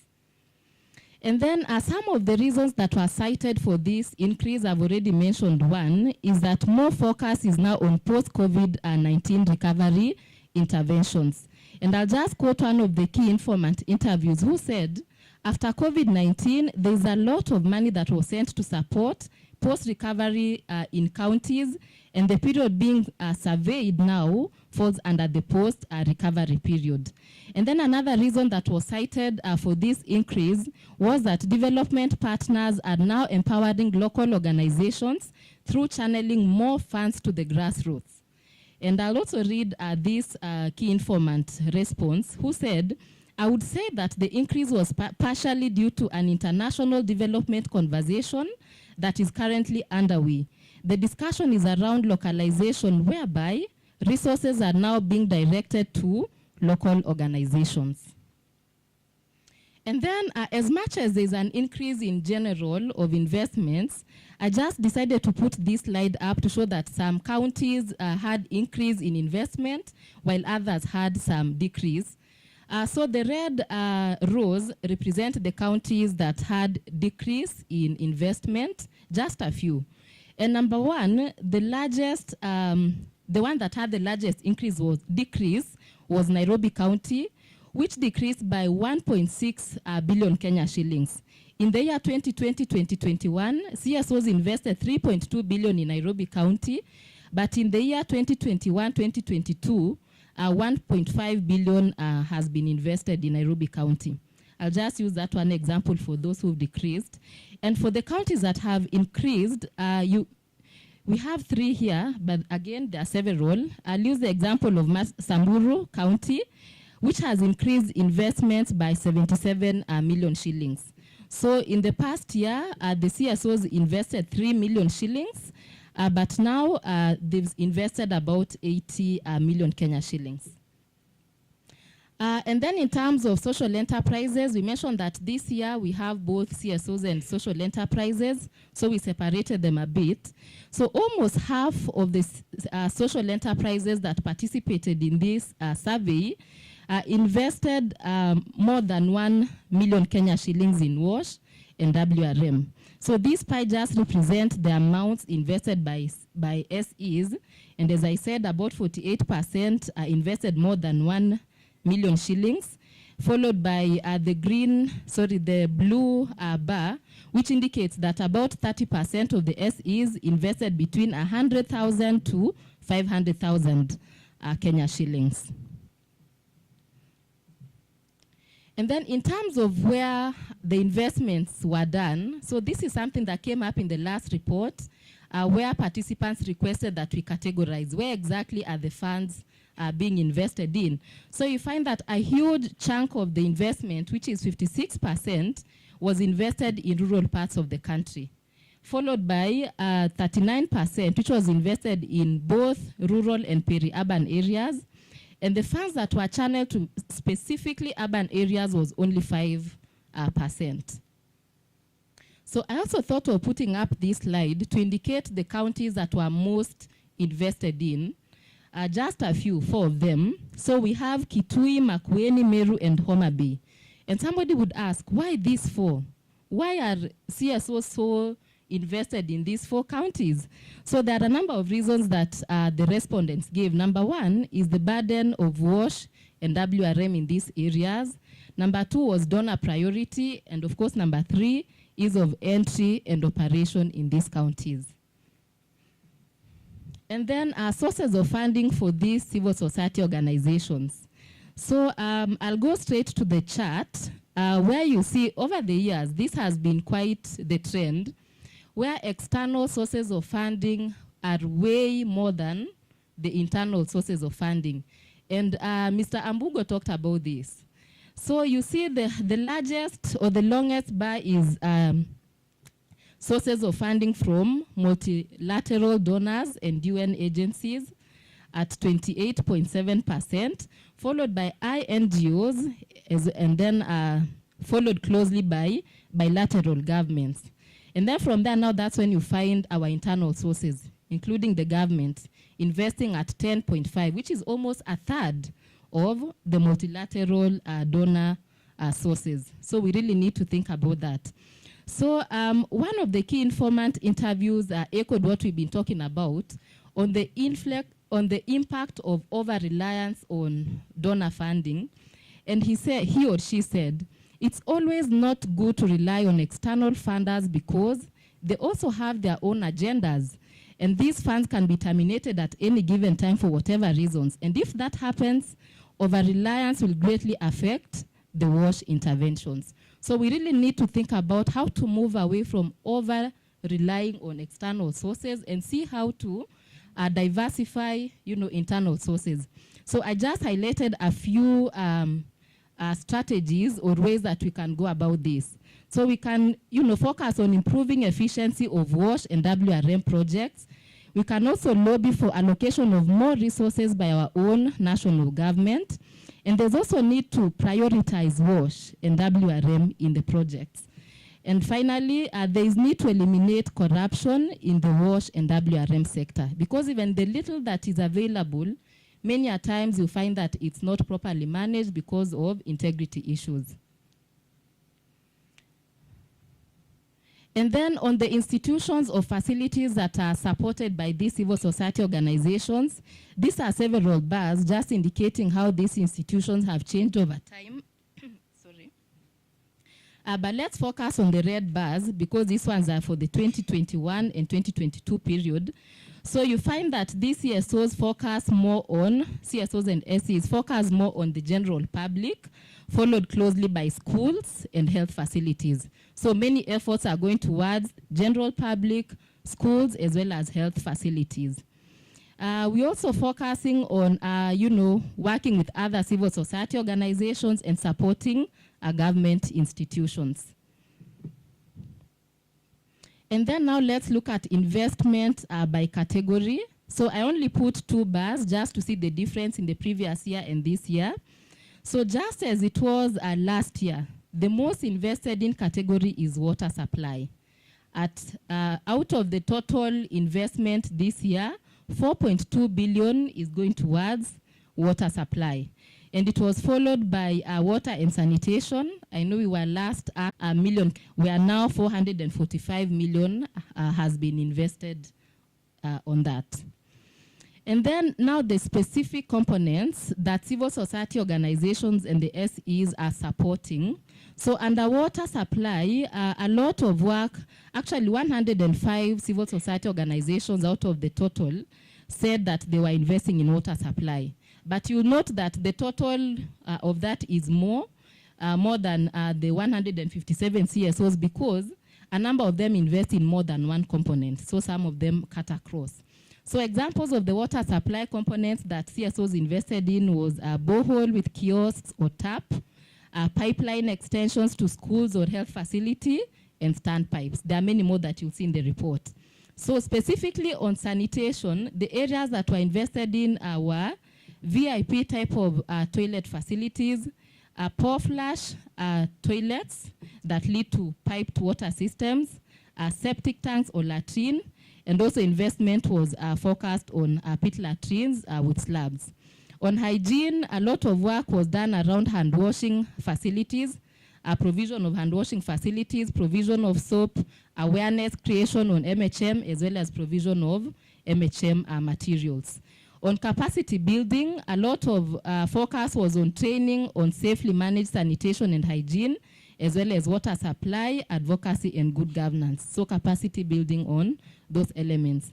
On water resources management, a lot of focus was given to water catchment protection, catchment restoration, and of course, campaigns on wetlands management. Again, these are just a few examples. And then now on beneficiaries. So this is a representation of the several years. So let's focus on the red bar, which represents 2021, 2022, where the total number of beneficiaries was 11,200,000, which was a great drop from the previous report where we had 23 million beneficiaries. So it has decreased by more than half. I'll tell you the reasons for that. So I also put up this to show beneficiaries per component, and I used just a few examples of this. So under safely managed water supply, 49% were female beneficiaries, followed closely by, not really closely, but at 32% by male beneficiaries. But a number of our CSOs indicated that they do not classify their beneficiaries. So this is a gap that we need to fill to ensure that when we map out or when we, talk about our beneficiaries, let's ensure that we are categorizing them properly. And then on hygiene and sanitation, again, the female beneficiaries are more than the male. The female are at 48%, and the male are at 32%. And then again, at a whooping 20%, not categorized. So the trend is the same for capacity building, where the female, actually for capacity building, it was a bit different. 48% of the CSOs that participated indicated that they had not classified beneficiaries for capacity building at 48%. And then the female beneficiaries were at 31% and the male at 21%. So for the WRM, it's the same as the other previous beneficiary trends, where 60% were female beneficiaries, followed by the male, and then there's a 2% not categorized. And then now let's talk about IQC, integrity, quality, and compliance. So this applies to the civil society organizations and not the SEs. How we went about measuring IQC in this is that we asked the participating CSOs to pick one project that they're implementing, and we walk through the whole process of IQC using that one project. So 148 projects implemented by these CSOs were sampled for this IQC. And they were assessed. What we assessed was the quality of project management, integrity of issues from planning all the way to closure of the projects. And the first thing that we looked at on IQC was the needs assessment before starting of the project. So it's really important that before you start any project, you first conduct a needs assessment to ensure that the project number one is needed in the area and that you get the target, target group. So about 77%, the red bars are representing 2021, 2022. 77% said yes, we did a needs assessment and we have good documentation for that. But as I said last year, 77%, last year it was 86, now it's at 77. That's not enough. We should be looking at 100. So each CSO needs to be conducting needs assessments before they actually start their projects. And then 21% said, yes, we conducted needs assessment, but we do not have accurate, or rather, we don't have sufficient documentation. So this shows us that there's a gap in documentation. So there is need for us as CSOs to also look into that. And then there's a 2% that did not conduct. 2% might look small, but it's not. It needs to be at 0. And then on involvement of stakeholders, so of course it's really important to involve stakeholders throughout the project. So we looked into that. And the green bars represent this year. And 76% said yes, we involved the stakeholders and we have good documentation for that. 20% said yes, but we do not have sufficient documentation. And 5% said no. So again, there's a gap there in documentation that we need to look into. On transparency of projects, or rather transparency on budget and objectives of the projects, a good 82%, yes, 82% said yes, we are transparent when it comes to the budget and the objectives, so they let the target respondents or audience of the program know the budget as well as the objectives. 9% said yes, but we don't have sufficient documentation on that, and 10% said no. So again, there's a gap there on documentation. And then on exit strategy, one of the speakers talked about sustainability. Are we ensuring sustainability of our projects? And one of the ways to ensure sustainability is ensuring that by the time you leave that project area, there's a clear exit strategy. Who takes over the projects? So the red bars represent is what we should be focusing on here. The rest are just to show you the changes over time. So 73% said yes, we have an exit strategy and we've documented that. 73 is not enough. A whooping 27% indicating that there is more work that needs to be done. So 16% said yes, but we've not documented adequately. And then there's a whole 11% that do not have an exit strategy. So as you work as CSOs, let's think about this. And then compliance with approval, permits and licenses, 65% said yes. More than 80% of our work, more than 80% of the respective compliance requirements have been adhered to and documented. So out of all the CSOs that we interviewed, 65 said they have more than 80%. They've adhered to approvals and permits up to 80% level. Why not 100? All right. And then 26% said we've complied between 50 to 80%, in that 50 to 80% of the respective compliance requirements have been adhered to and documented. So again, there's a gap there. It should be at 100% compliance. And then, of course, there's a whole 9%, sorry, that said they've only adhered to less than 50% of compliance with approval and permits. And then now to the finances, in terms of documenting their finances, financial management and control procedures. So 90% said yes, they have their finances in order and properly documented. And then 1% said no, they do not have that in place. And then 9% said only partly and not sufficiently documented. And then on donor involvement in verification of projects, so 86% said yes, the donor verified the project outputs and outcomes in the field. And then 7% said yes, there was donor verification, but only done at office level, and the donor didn't get all the way to the field. And then at 7% said no, the donor did not do a verification of our projects, and there is no documentation on the same, which really speaks a lot to how work is being done. If you fail to verify as a donor, then chances are there won't be documentation on that.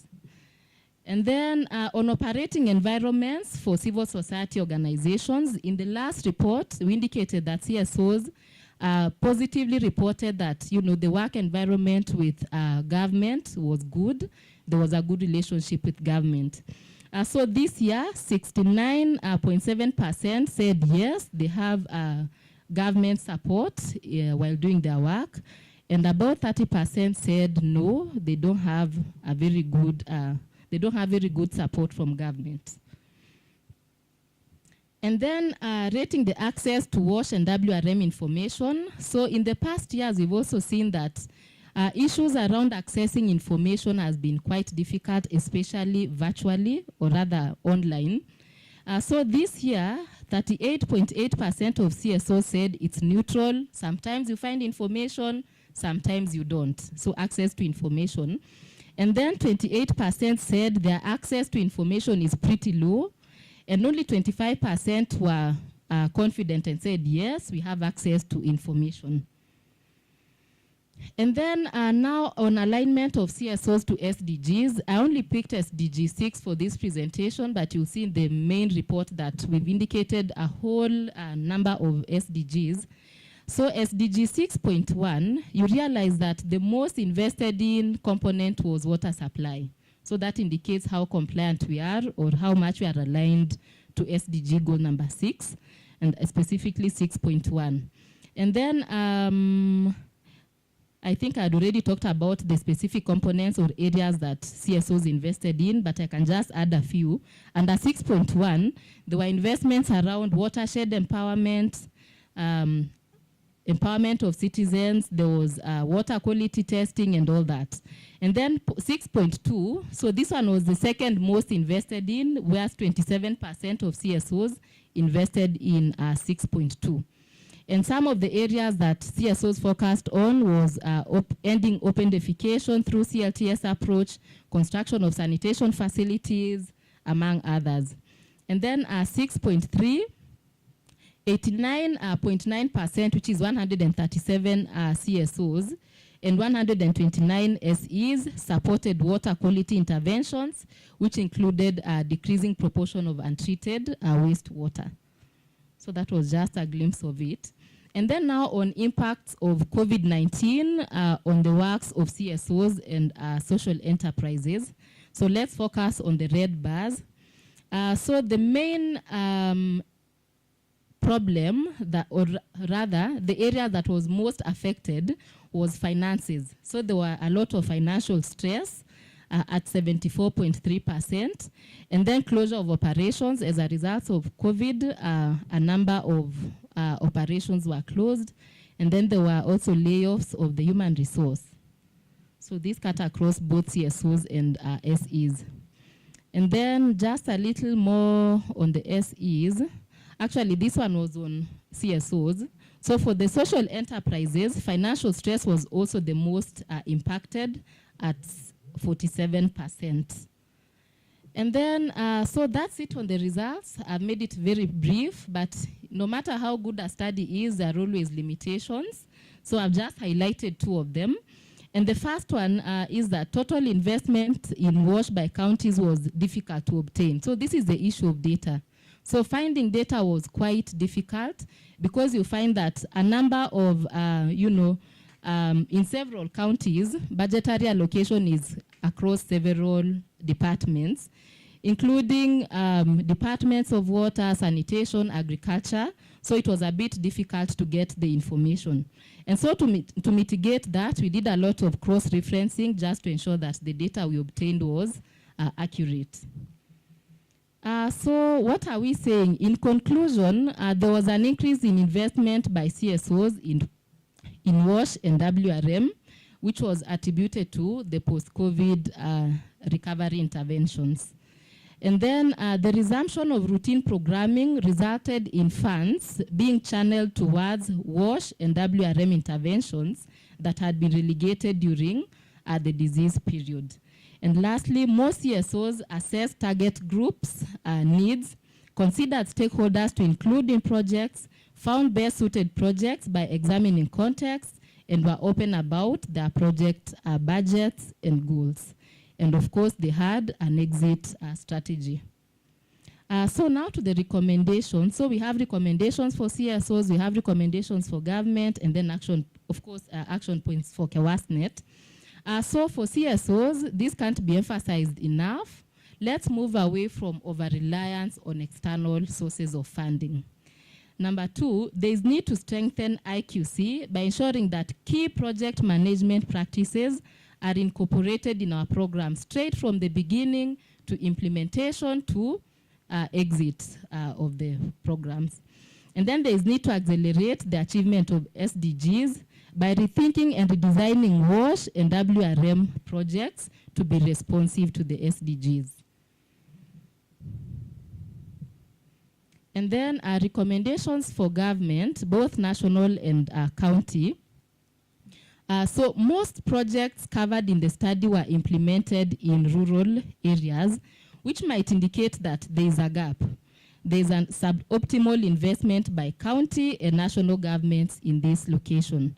Therefore, county government should partner more closely with CSOs and SEs to pool resources. And then there's also need to create a more conducive environment in WASH sector by engaging more actively with all actors. If you may recall in the presentation, about 27% said they did not have a good conducive environment working with government, but a good number said it was positive. And then lastly, on recommendations for government, there's need to evaluate the progress made towards accomplishing SDGs in order to devise the most effective methods that will result in achievement of SDGs by 2030. And then to the development partners, there's need to advocate for fulfillment of SDGs by prioritizing funding of projects that directly contribute to SDGs. And then there's need to strengthen CSO accountability by benchmarking and verifying project results. So there's need for donors to ensure that at any given time they are verifying the projects. And then finally, action points are for KEWASNET. KEWASNET should train CSOs in strategic thinking to diversify sources of funding. I think this has been said severally. There's also, KEWASNET should also advocate for strengthened collaboration between government, CSOs, and ensure that its members adhere to the best practices of engagement of their government counterparts, such as signing of MOUs, consultations of CIDPs, among others. KEWASNET should also strengthen IQC reporting by empowering its members on IQC. So that's it. I'm going to add a link after this, but that was it for now. Thank you.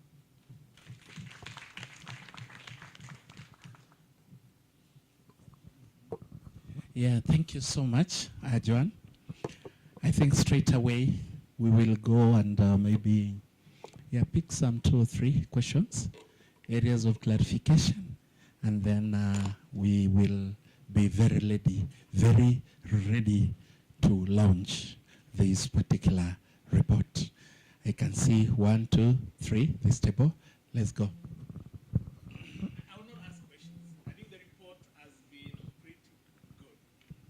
What I would want to hand is, as you start growing old, you pinpoint what you think needed some little improvement, because I think that is going to be more positive than being critical. One, we have been told about the total investments by the NGOs, which was tremendous. But then in the reporting that Joanna has just given us, she's told us that the sources of financing for international organizations, IGOs, bilaterals, and government actually amounted to a total of 65. So in terms of our total sector reporting, might we be double counting? Just a question. So we need to be careful about that in terms of not that anything wrong with this reporting, that in terms of as the national reporting, might that be an overlap on that? Then the other thing, and I've only got 3 things, the other thing is about, we have talked about our investments in terms of the development. What did it cost us to deliver this? Because we are also very important, it is very important to see what was the recurrent versus the development investment, so that we know whether we are getting value for money in delivering this. The only worrying part was the reported number of beneficiaries, and this I completely disagree with. And why I say this is because we benefited 23 million, and Kenya has got how many? 50 million. If that level of reporting, if that number is what we are actually reaching every year, then I think we are writing ourselves off the work. We were told here by WASREB that growth was from only up 62% in the gazetted areas. And if you read more on the sector, you'll find that we have only been over the years growing coverage by 1 or 2%. So we cannot be reporting 23. There must be a bit of a double counting there, and we need to check that. And then, lastly, though you were also a bit critical of those who never did NINS assessment. I think NINS assessment, as the way we have done them for the last 30 years, is a bit behind the work. So that when you go to counties, you don't need to do a NINS assessment. You need to engage with the county in terms of the CIDP, the ADP, and from that then, you can very easily move to design. And that actually allows us to save some of the funding that we may use, we may lose doing work that already exists. So thank you very much for this report. I know there's more detail that I may not have picked up. And let's continue doing this and improving the work that you're doing in the sector.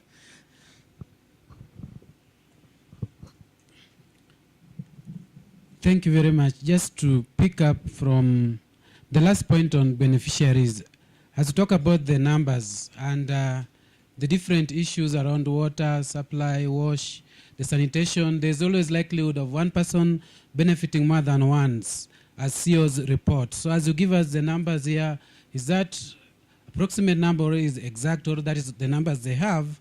And maybe just to give a comment on why the response rate reduced tremendously by 40% from the previous, and you aimed so high. And also, as you are doing the IQC, were we able to verify the evidence for the documentations? Because the series of things you talked about, as you talk about they didn't document, what about those who did? Were we able to look at them, and are they of quality, or did they meet some expected standard? Then most of the time CSOs are accused of getting the needs, then they run away with the project. Do we go ahead to reach now, sample a few beneficiaries who can give feedback? Because I was somewhere last week and we were told, now you are here, you are collecting information, then you will come and implement. We'll only see you when you are closing out. So to what extent do we verify this so that we are sure whatever we get is really what happened? Thank you. Thank you very much, and let's give credit where it's due. before we start bombarding you with questions, I think you should have just given Kewasnet and Joan a clap just to appreciate them for that good work. Makofi. And I'd say thanks, Joan and Kewasnet. At least if you compare last year and what we have now, there's actually some intentionality that has been introduced into it. That if you're talking about sanitation, how are we doing in terms of rural? How are we doing in terms of urban? How are we doing in terms of water?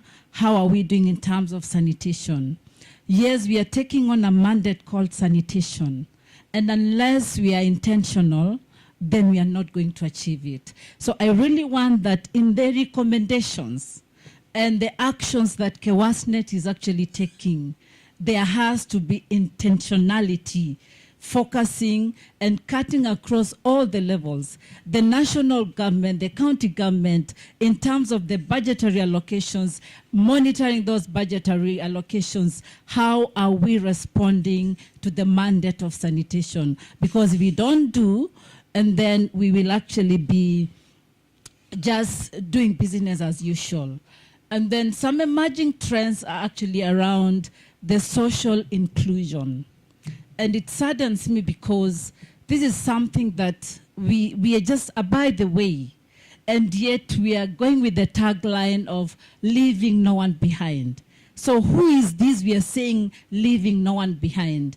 Unless we have a clear definition of this, how are we doing in terms of that tagline? Because across all those sectors, there's some social inclusion that is needed. And it's a high time also we became intentional about that. Because we will sing this song. In terms of this sanitation that we are talking about, the water facilities, how are they responsive to social inclusion? Those are my comments. Thank you. Will you take those ones first? Or you can still take them more? Okay. Who else? Make it short. Thank you. Great presentation for sure. And, you know, I love the fact that we have accountability. And now turning the beam to the duty bearers. Where is the accountability? And this is something that, you know, you're challenging the duty bearers, and I really love this. So keep it up. A couple of areas that I'm seeing a little disconnect or lack of emphasis. There's a bit of water resources management, WRM, but it's lacking in certain areas. In your recommendations, areas for action, is not given that prominence. Because I think earlier on there was the need to enhance production. You know, it's our responsibility. As much as it may not be, you know, one of your primary objectives, particularly for WASH, but now there's need to strengthen that nexus. I think for the overall good of us as a country. And that is, if you look at investment by category, you have climate change separated from, say, WRM. But when you go to components supported by CSOs, I don't know how that is categorized. So one is climate change and the other one is WRM. And then when it comes to component supported, it's just WRM. The counties, again, it's about lack of data, particularly on WASH. But again, it would be really nice to see how much they're putting towards WRM. Sanitation, very, very important. Many Kenyans still access water from the free surface flowing water. And therefore, sanitation becomes very, very important. And where then we need to pay a lot of attention is actually at the county level. How much are they doing to reduce pollution to those people, the communities, as well as nature? I think, yeah, there are multiple areas that I'll point out later, but for sure, a good report, and how I wish we'll take on our Twitter handles and ensure that we reach out and turn the beam on the duty bearers, that we need sector reports. We need these reports because that is the basis for enhancing development in this country and realizing Vision 2030. How many are on Twitter handles today? How many have tweeted? I think I've done it already. Thanks. Thank you. I'm sure when we get the report, most of these areas will be answered. And so that was already 5 in 1. I don't know whether Joan you'd want another one or that was already, is it 5 questions in 1? So you can go ahead. All right. Thank you so much for those questions. In case I leave out anything, Mr. Malesi, please feel free to chip in. All right. So I'll start with Mr. Mbuvi's questions. When we talked about the beneficiaries being at 11 million this year, and last year they were about 23 million, these are just beneficiaries from the participating seat numbers. There is nothing that you can say is 100%. So we say it's approximate because, as I said, some of them benefit from more than one intervention. But we try as much as possible to be as accurate as possible. And then on the IQC question, so when institutions say that they have documentation, we were ensuring that they at least show. If you say you have documentation for this, we ask, could we please see that, just to ensure that it's existent. And then you gave a very good suggestion on, going ahead and actually interacting with the beneficiaries just to confirm that they indeed benefited from the project. So I think that's something that we will include in the next report, because this one focused on specifically the civil society organizations and not necessarily the individuals at household level. But that's a very good point. Thank you. And then thank you so much, Gertrude, for your comments. I take note, especially on being very intentional about sanitation and including that in our recommendations. And of course, being very intentional with leaving no one behind to ensure that we capture that very clearly in the report. So we shall improve on that. And then Dr. Ojwang, thank you so much for raising the questions around WRM. I just wanted to clarify on the components supported. I only presented a few, but the WRM components are separate from climate change. You'll see in the report that they are separated. I just didn't include it in the presentation. So I take note of the comment on ensuring that we bring in the nexus between WRM and WASH. It's what we do that, but I would like Chief to talk a bit on that, but I take note of that. And then you also gave the comment on paying attention to the county levels. So thank you for that point. We'll also remember that. Chief, you want to add? Okay, thank you. I think I'll speak to 2 or 3 issues just in support to what Joanna's already spoken to. On the issue of beneficiaries, of course, I agree. It's a very thin line. In many cases, we try to avoid the double counting. We suspect it happens, that double counting occurs. And it's something we've struggled with over the years.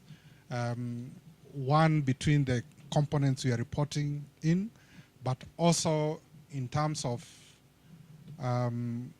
even the sources of funding, for example. For example, if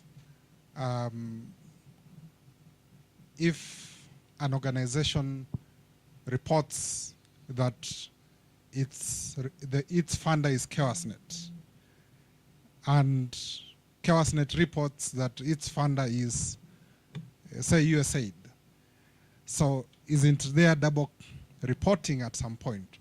So it's part of the effort we are trying to make sure that we also, check back, roll back basically the reporting to see how reliable it can be and credible by avoiding double counting.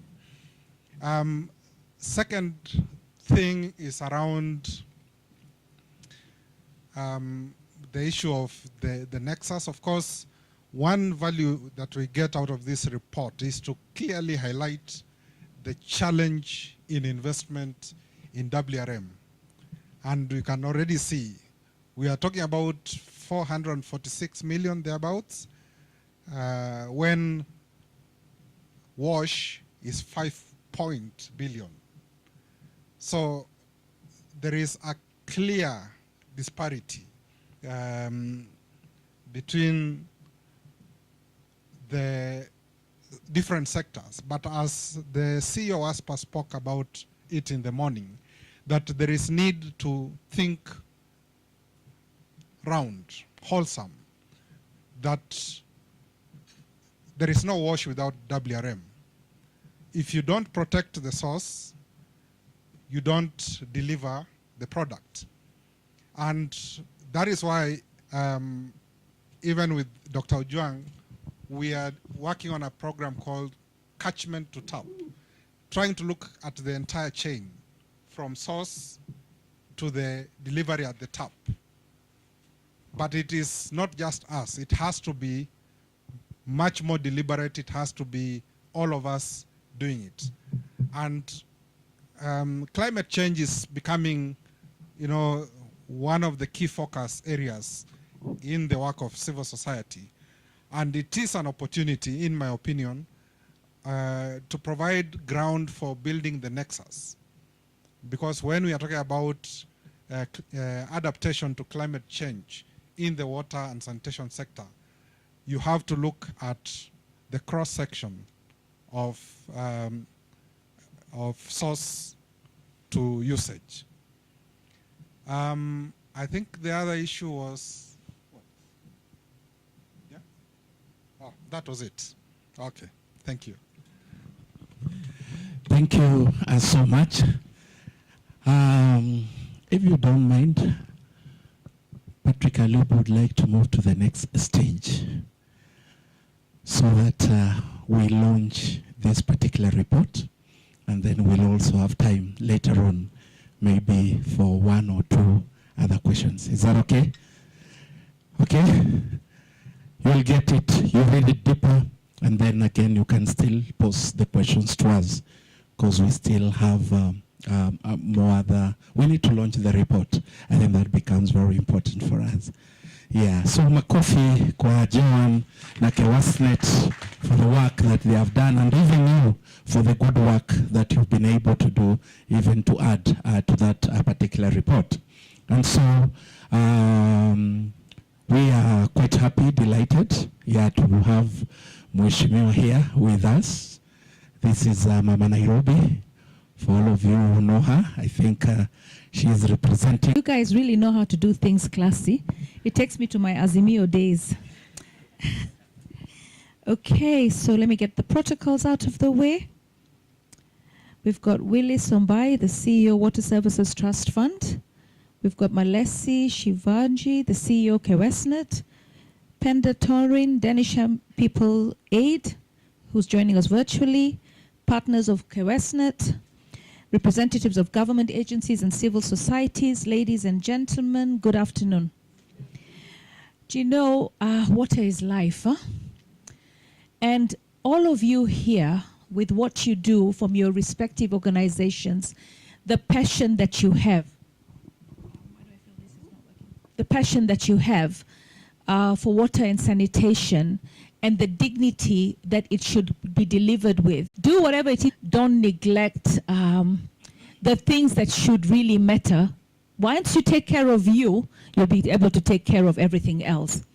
So we've got and the first thing we also have to protect. Greatly driving and moderating this session, Honorable Esther Pasaris, the women rep for Nairobi, and mostly for all of us, the CEO, Kewasnet, other CEOs, various representatives, the members of various civil society organizations who are here. I'm really pleased to be here today with you. I know I've been given this difficult task of launching on behalf of my seniors from the ministry. I hope, CEO, you have been able to communicate to Engineer Chengo that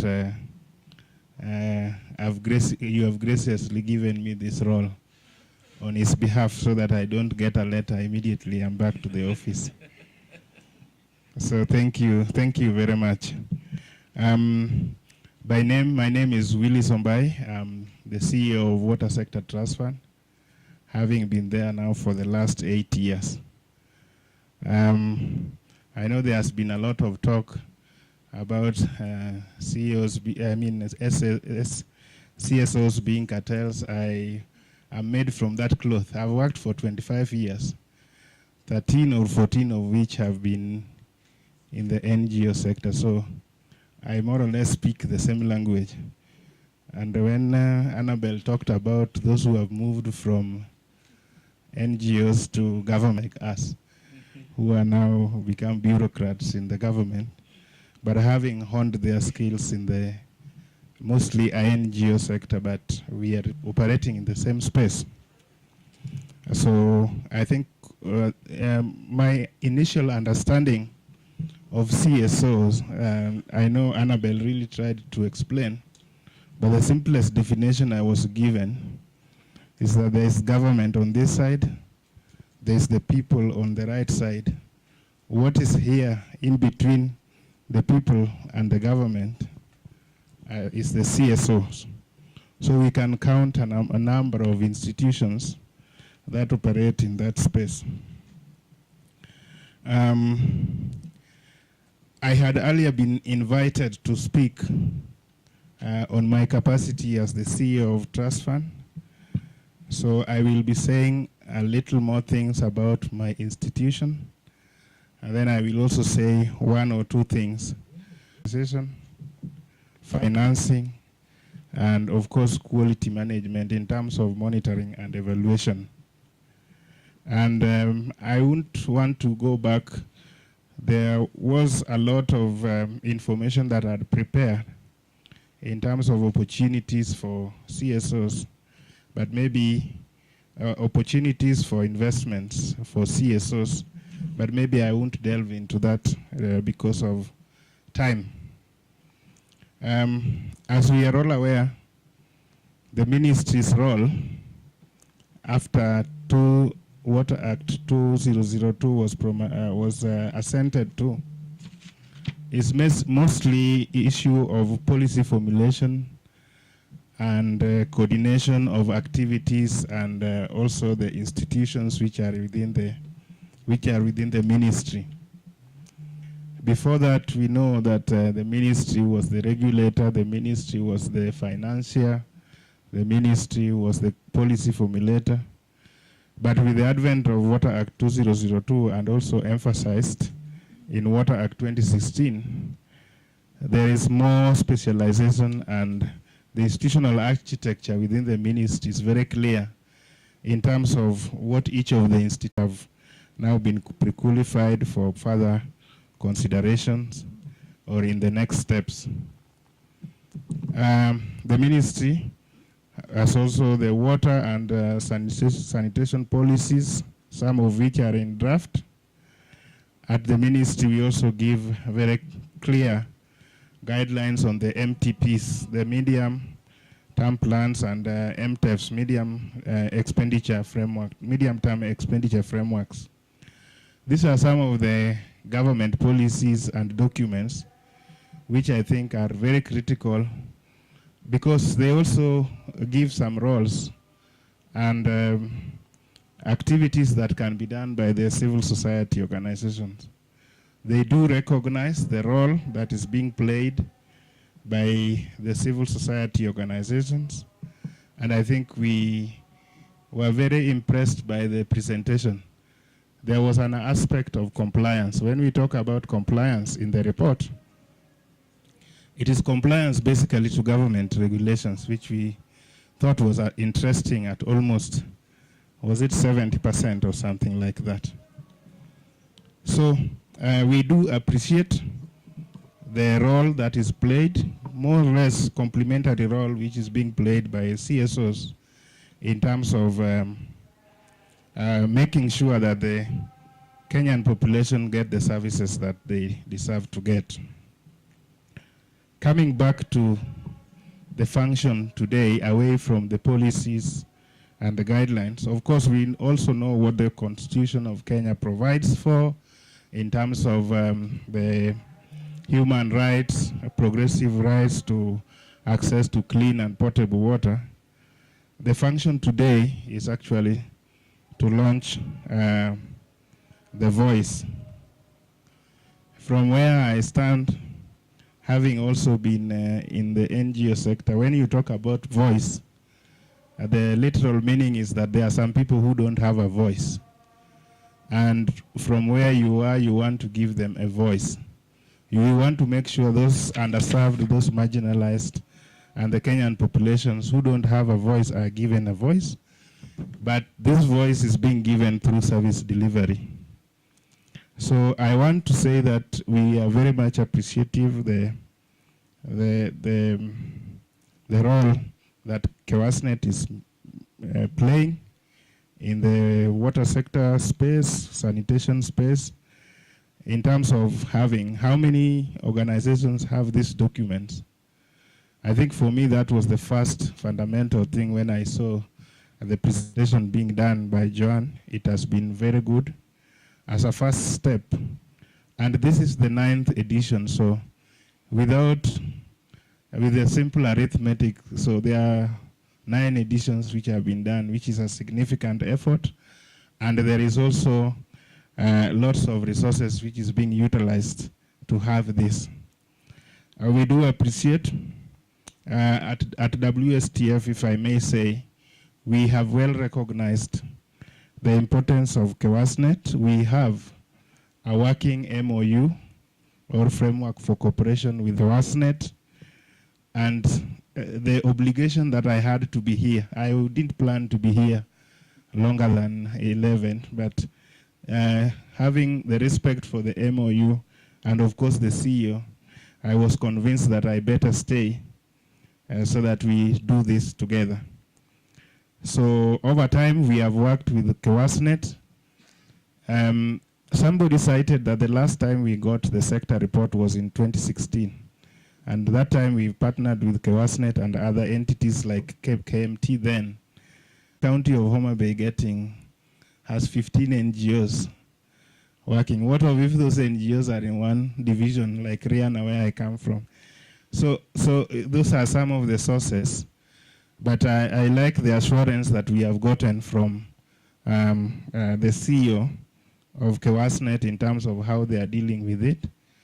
And we believe that the consultants that are also doing the work have learned good statistics from school. So the figures that we have, to a larger extent, speaks to what is there on the ground. I'm particularly impressed, coming from the background of resource mobilization. I'm more impressed about the numbers. I mean, if you tell me that you have the level of resources mobilized was 8 billion, and there was a leap or an increase of 1 billion, then that is so significant. And then the impact which is created with that is 23. I know there are issues, but that is still significant in terms of what has the money been used to do. Of course, the advisory is, can you find the development index? The development index will be the overheads vis-a-vis the direct investments. For us at WSTF, we have a development index of more than 80%, meaning that we use less than 20% to produce results of 80%. There was an issue of reporting system. In the institutional architecture of the ministry, it is clear of whose desk, who has that responsibility, and it is within WASREP. And I'm happy that the CEO of WASREP was here. And so if we have to give foolproof reporting system, then where does it come from? And I know the same intergovernmental, because WASREP is only a regulator of national institution, and the extent to which they regulate county government institution is something that is being nurtured and still being assessed. The parameters for this IQC, integrity, quality, and compliance, and the sub-parameters, I saw like there were over 10, so I wanted to attempt to document, then I said it's better maybe for me to get the report and read rather than trying to look at it. But two things were outstanding for me, which have a bearing on the government. I've talked about compliance to government regulations and laws, which was at 80%. And of course, the perception about government support in terms of creating enabling an environment for the CSOs to thrive was recorded at 7. In serious areas that the expectation of the CSOs is expected from them. So I think Honorable Member of Parliament, CEO, KEWASNET, senior colleagues who are here, and the general, all others who are here, I think I would want to end my brief speech there and say that perhaps now it's time for us to officially launch the report, the 9th edition of The Voice. I believe Master of Ceremony will be guided into how this is being done. I thank you, and finally put my presentation to rest. Asanteni sana. Yes, a good round of applause. Yeah, and so we go to that moment. I will invite our chief guest up here, and also our women rep also, and the CEO. All of them, they will come here. And we will be also upstanding. Let's just go to the platform. Some of you will stand this side, and others just the end like that. Yeah, and so now it is in there. It is in there. Yeah, so we'll do a countdown together from 5.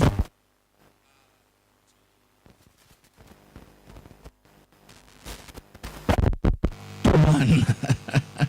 We'll do a countdown together. Are we ready on the other side?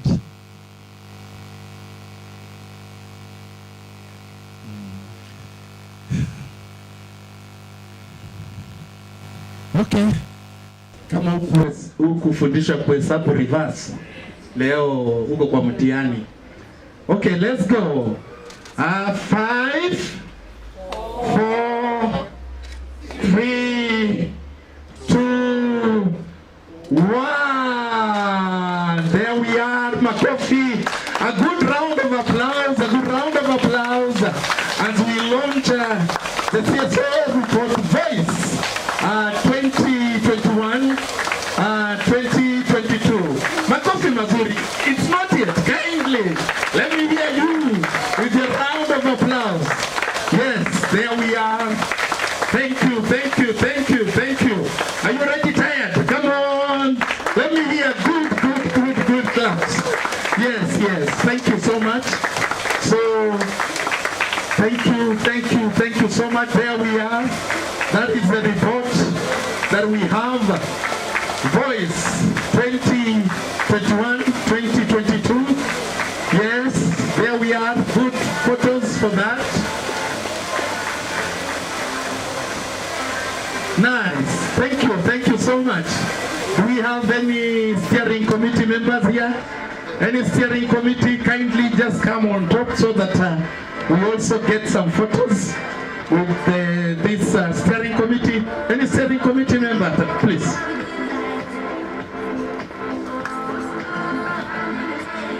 Do we have any? Okay, they didn't make it. Good.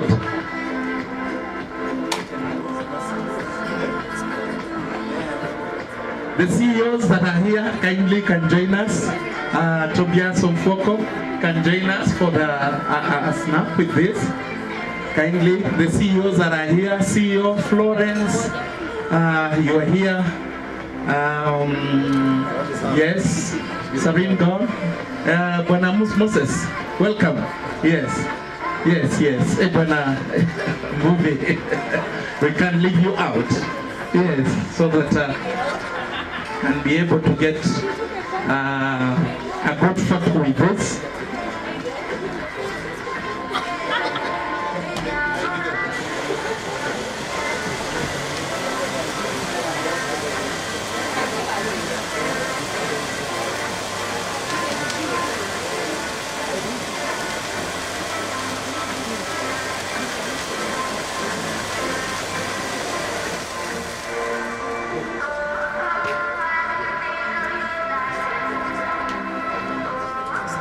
Thank you so much. This is already launched.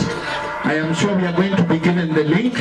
The link will be put in there, and you'll be able to access it also on soft. And so read it. And again, we are ready to answer any questions, any queries that will come through this. Yeah, even before we finally submit it, this we will be going through it and accommodating your questions and any other thing that is here.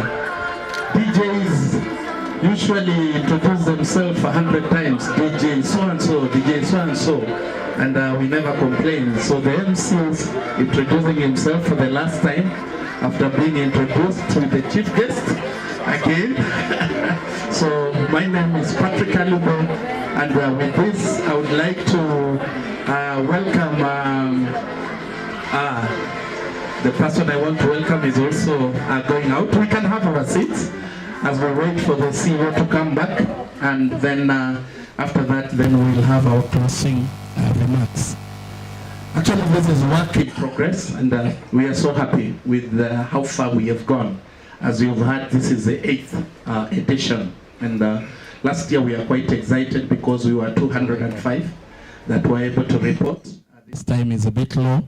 Yeah, but we know also what has happened to the sector. Yeah, so many of us didn't have any development money during that particular period. And so this could be why we are where we are. Otherwise, we are quite happy with the progress. There's a lot of money. A sector that is inputting 8 billion into the sector is not a small sector. It is a sector that really needs a hearing of the government, and we should be asked exactly where is the 8 billion that we are saying has been put into this sector. And so this is something that we really have to do, and let's continue. We want to urge you, you will see the list of the NGOs that participated. If there is an NGO that you know and never participated, kindly ask them why they did not report in this. Let's encourage ourselves, plus the others, so that we report this, so that this information is going to be credible. It's going to go out there. The government can take it. The government can use it and authoritatively say this is what the CSOs have done in this country. So with those few remarks, kindly allow me to welcome the CEO Kewasnet, Malesi Shivaji, to take over and just give us the closing remarks. I said I'll change my name, and I've been trying to, because I said my name will be Omiei Alube. Since him is now Malesi Shivaji. So now that's the last time introducing myself. Thank you. Thank you very much, Mr. Omiei Alube. Since you said that it's almost 1 year, we want now to start questioning your seriousness about taking that identity. I really would like to really share my appreciation to each and everyone present here and those who joined us virtually. For one, accepting our invitation, and two, according us the honor personally to be here. Sometimes when we do this, we are taken to a realm of humility by the acceptance by our friends to be in our presence, or really allowing us to be in your presence. We don't take it for granted that that you are here, or that you have spent time, or chosen to spend time with us. They are very senior individuals here, like our chief guest. As I said, it's a matter of not just the MOU CEO, but also, of course, I think friendship at personal level, but also at institutional level, that we are able to be here. Chief of party, we don't take it for granted that you are here. As you've seen, we almost wanted everyone to speak. In fact, I feel very guilty that I didn't give an official slot to the chief of party. But I promise you the next one. The next edition, because we are doing it in partnership, there is definitely your space being there. I would like to say that every time we do this launch, at KewasNet, it is an opportunity for us to receive feedback, to learn on how better we can improve in the next edition, but also to discover any deficiencies that could be. And I would want to say that in deficiency, we find the foundation for growth. And that has been our nature as KewasNet, that we continually invite critique in order to allow us to rise to greater heights. And this is not just our report. The Voice is a collection of individual contributions from so many organizations. Of course, one of the comments was that we are, having an overreach in terms of the number of organizations we are targeting.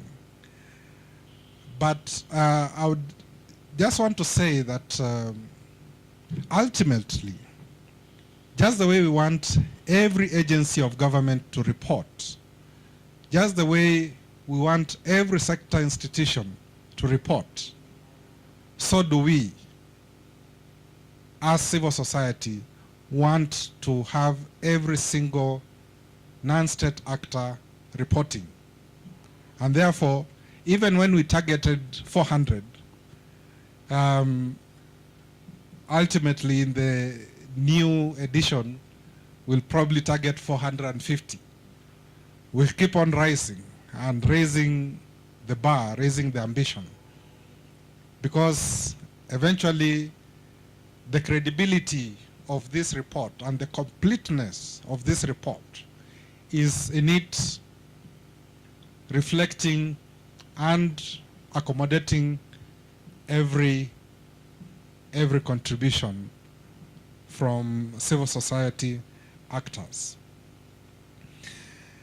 The other thing I would like to say is that the performance of the performance reporting in this report is premised solely on the IQC, and we've talked about the IQC, the Integrity, Quality, and Compliance tool.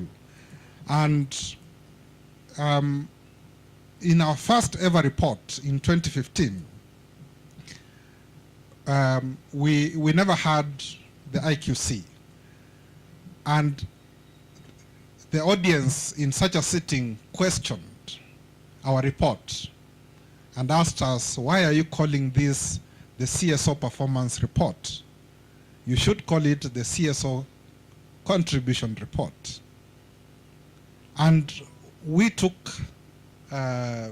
counsel from that and have then used this tool, which we developed in 2015, 2016, to then become a basis for performance reporting. I'm now happy to say that we have further developed this tool, and in the next edition, it's already going to reflect some of the things that have been raised in this forum today. Now we are going to call it the IQCI, Integrity, Quality, Compliance, and Impact. Because one of the comments we are being asked is, this contribution, is it making a change? Is filling the investment? Is it useful?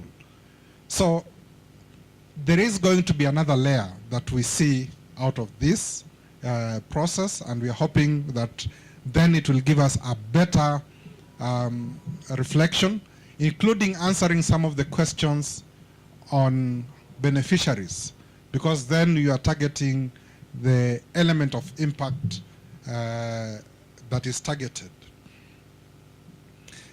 Now, as I conclude, I think just where I began, I think really to convey on behalf of the COASNET team our utmost appreciation, particularly to all of you who have attended, to our guests, beginning with the chief guest, all our keynote speakers, the Honorable Member of Parliament for Nairobi, who is always, making the choice. I would say she makes the choice. The fact that the opportunity is there, most politicians would want to come where there is the voters, yeah? But here, at least half of the room is expected not to be the voters or to be in the other camp, because that is the average for Kenya, that every time you are in a space, one half belongs to your opponent. So we appreciate that each of you made the time, that the speakers really took their time, prepared to speak, and actually spoke to the issues. One of the things that I mentioned earlier about the keynote speakers is that they directly addressed issues that are also coming up in the report. So we have seen the summary in terms of the presentation of the performance, but then there are also issues around investment, around the enabling environment, around issues of gender, and so on. So please take time to read the report. In the event that you have any other feedback on areas that we could improve, please feel free to reach out to us info@chaosnet.co.ke. Will always reach us, or directly reach out to me, to Joanne, or to Jennifer. Where's Jennifer? Do people know who Jennifer is? Yes, Jennifer is also part of our team at ChaosNet, and I think everybody knows Mercy.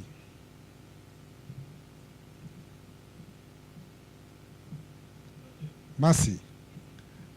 Not everybody knows you. How come? A patient consultant, because this work is not easy. We promise that, and this I want to declare here, that by next week we will have sent this report to every single contributor.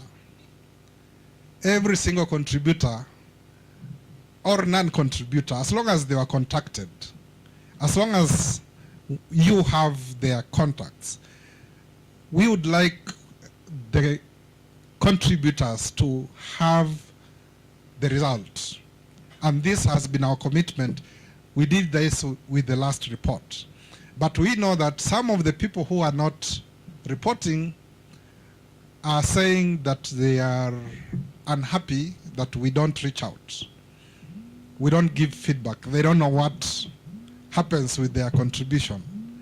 So we would like to dispel that and really make sure that we are reaching out to each and every contributor. That is our commitment to all the contributors. But other than that, by tomorrow, I hope this will be in the website. So it's also accessible. It's a report that is publicly available and can be downloaded by anybody anywhere in the world. I also want to appreciate the team that prepared this. Of course, starting with Mercy again for making people discover the Ma Hotel. I gathered that the Ma Hotel is unknown to many. And this was the first time many of you are coming here. But also for the team, the event organizers or the event hosts. Ningependa kuambia kuwa mmepata kazi tayari. Mheshimiwa amesema anataka contact yenu, that she is impressed with what you have set up here. So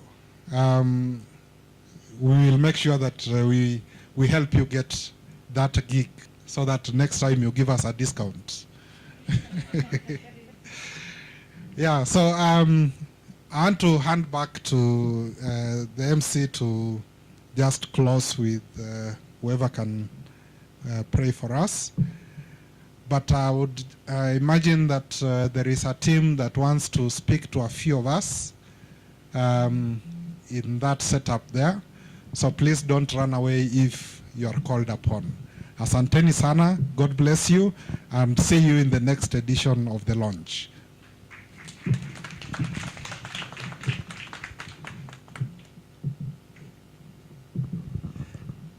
Yeah, thank you very much.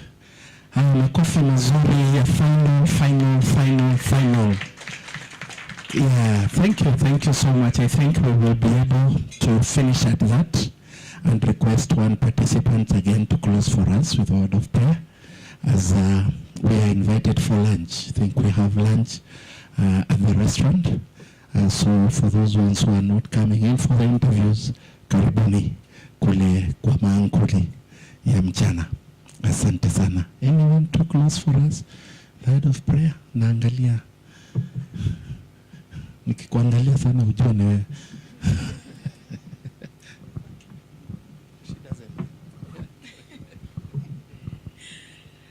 All right. I think